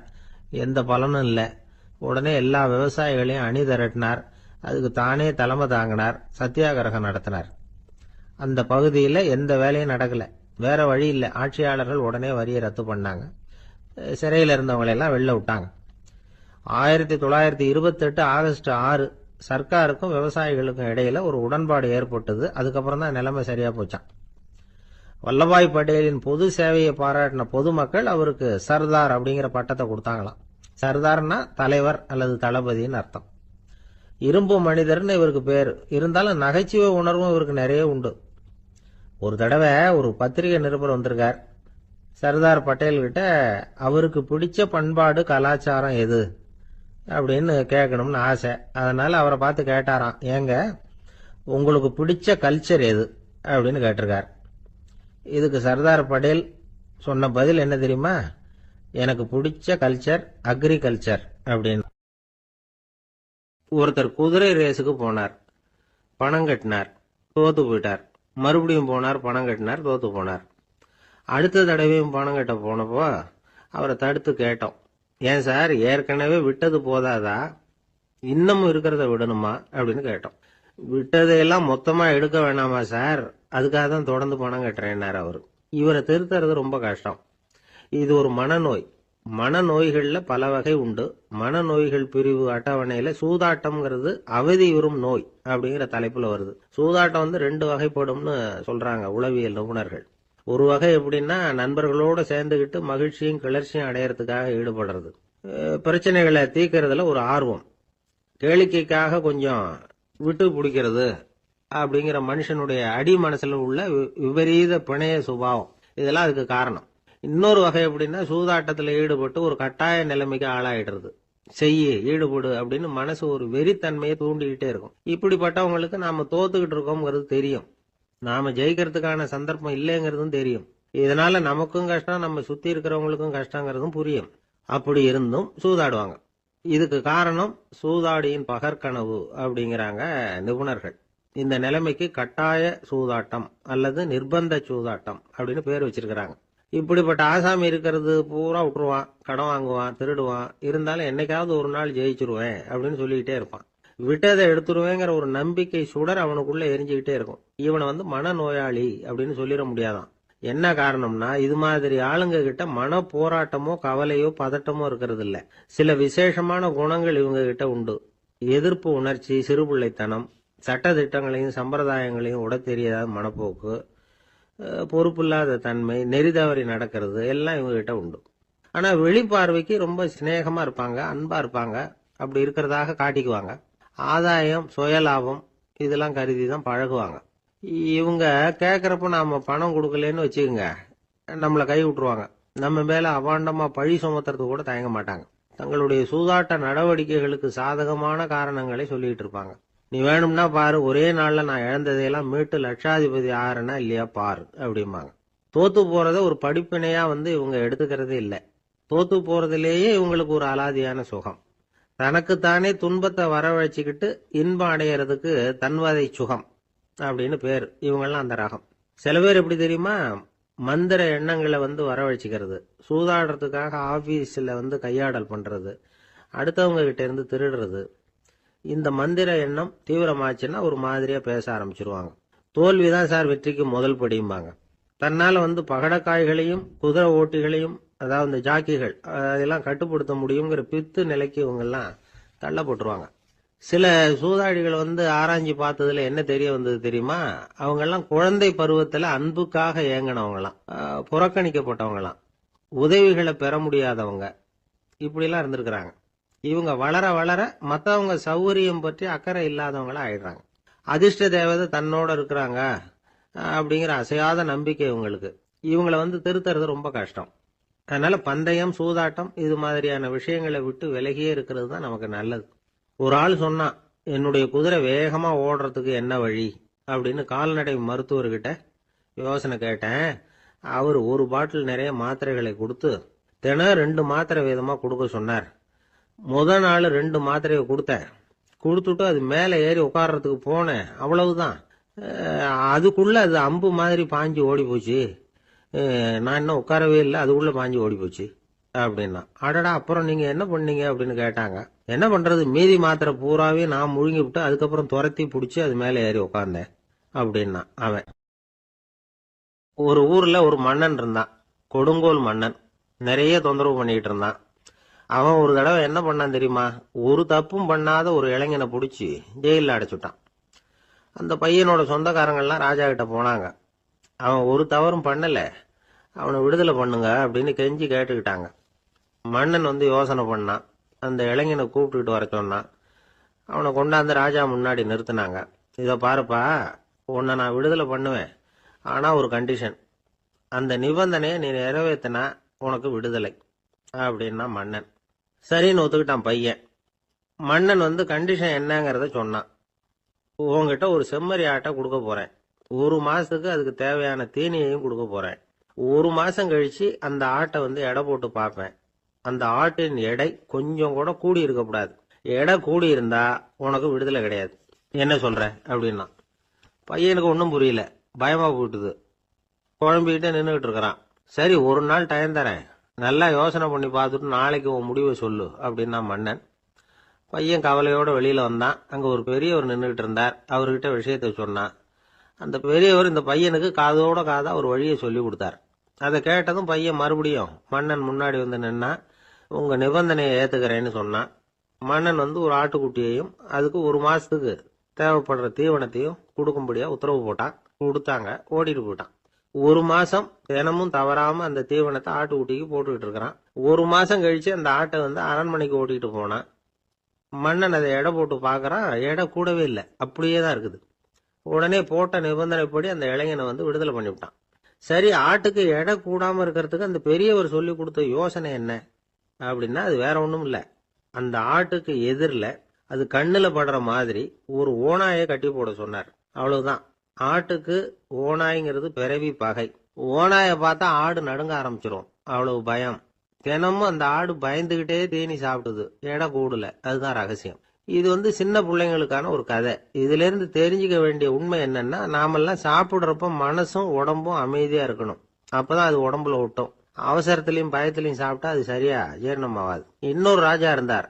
அவரும் ஒரு இளைஞனை ஜெயிலில் அடைச்சு விட்டார். விடுதலை பண்ணணும்னா ஒரு கண்டிஷன்னாரு. என்னன்னு கேட்டான். ஒரு ஆட்டுக்குட்டியை அவன் முன்னாடி கொண்டாந்து நிறுத்துவேன். நீ அதுகிட்ட ஒரு கேள்வி கேட்கணும். அதுக்கு சரியான பதிலை சொல்லணும். அப்படி செஞ்சுட்டா உனக்கு விடுதலைன்னார். இளைஞன் யோசனை பண்ணி பார்த்தான். சரின்னு ஒத்துக்கிட்டான். அது பிரகாரமே ஆட்டுக்குட்டிய பதில் சொல்ல வச்சுட்டான். என்ன நடந்தது தெரியுமா? ஆட்டுக்குட்டியை கொண்டாந்து நிறுத்தினாங்க. இவன் மெதுவா அதுகிட்ட போனான். அது காது கிட்ட போய் ஏப்ரலுக்கு அடுத்த மாசம் என்ன மாசம்னு கேட்டான். அது உடனே மேன்னு கத்திச்சு. இவன் விடுதலை ஆயிட்டு. இந்த உலகமே ஒரு நாடக மேடை, நாம எல்லாரும் நடிகர்கள்.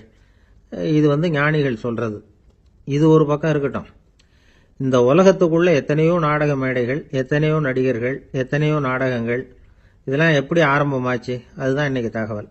அதாவது ஆதி மனிதன் பேச ஆரம்பிக்கிறதுக்கு முன்னாடி சைகையாலேயே எல்லாத்தையும் சொல்லிட்டு இருந்தான். அதனால அப்பவே நடிப்பு ஆரம்பமாயிட்டுது. முதல்ல ஒரு வேட்டையத்தான் அவன் நடிச்சு காட்டியிருப்பான். இவன் எப்படி போனான், எதிரில் மிருகம் எப்படி வந்தது, அதோட எப்படி சண்டை போட்டான், எப்படி அடிச்சு கொண்டுகிட்டு வந்தான், இதை அப்படியே மற்றவங்களுக்கு நடிச்சு காட்டியிருப்பான்.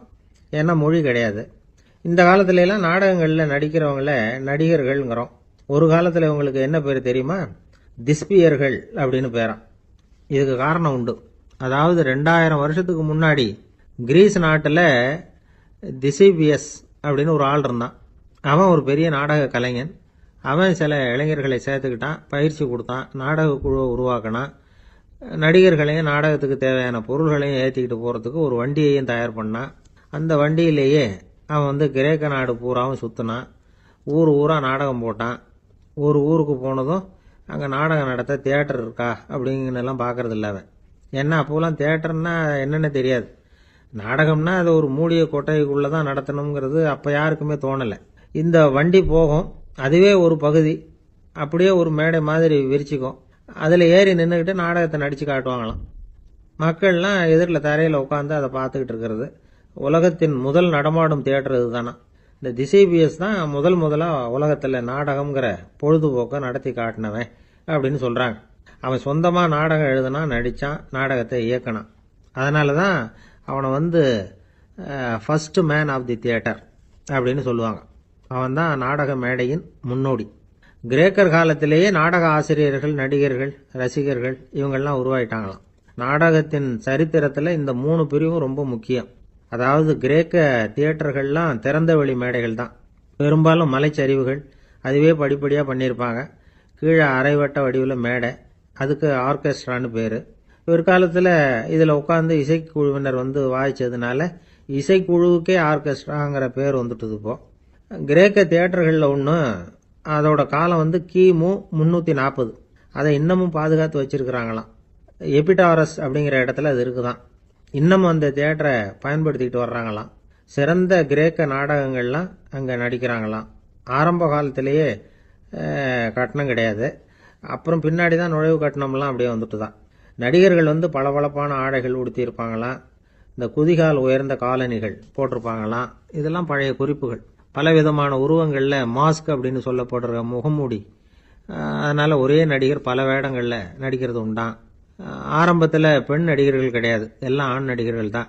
ரோமானியர்கள் தான் முதல் நிரந்தர நாடக மேடையை கட்டினவங்க. அதுதான் முதல் தியேட்டர். கிமு 1048 காலகட்டத்தில் பாம்பிங்கிற நகரத்தில் அதை கட்டியிருக்கிறாங்களாம்.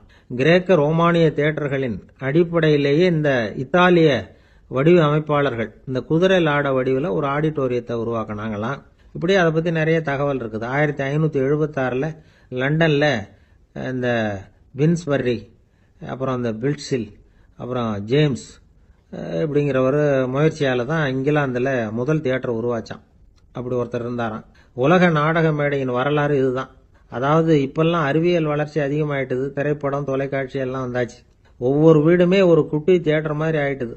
தொலைக்காட்சி முன்னாடி உட்காந்தா எழுந்திருக்கவே மனசு வர்றதில்லை. ஒரு அம்மா ஒரு மனோதத்துவ டாக்டரை தேடிட்டு வந்தாங்களாம் இந்த காலத்தில். டாக்டர், எங்கள் வீட்டுக்காரர் எப்போ பார்த்தாலும் டிவி முன்னாடி உட்காந்துக்கிட்டு அதையே வெறிச்சு பார்த்துக்கிட்டு இருக்கிறார், உத்து பார்த்துக்கிட்டு இருக்கார், எனக்கு சந்தேகமாக இருக்குன்னாங்களாம். இது மனக்கோளாறு இல்லைங்க, ஆர்வ கோளாறு.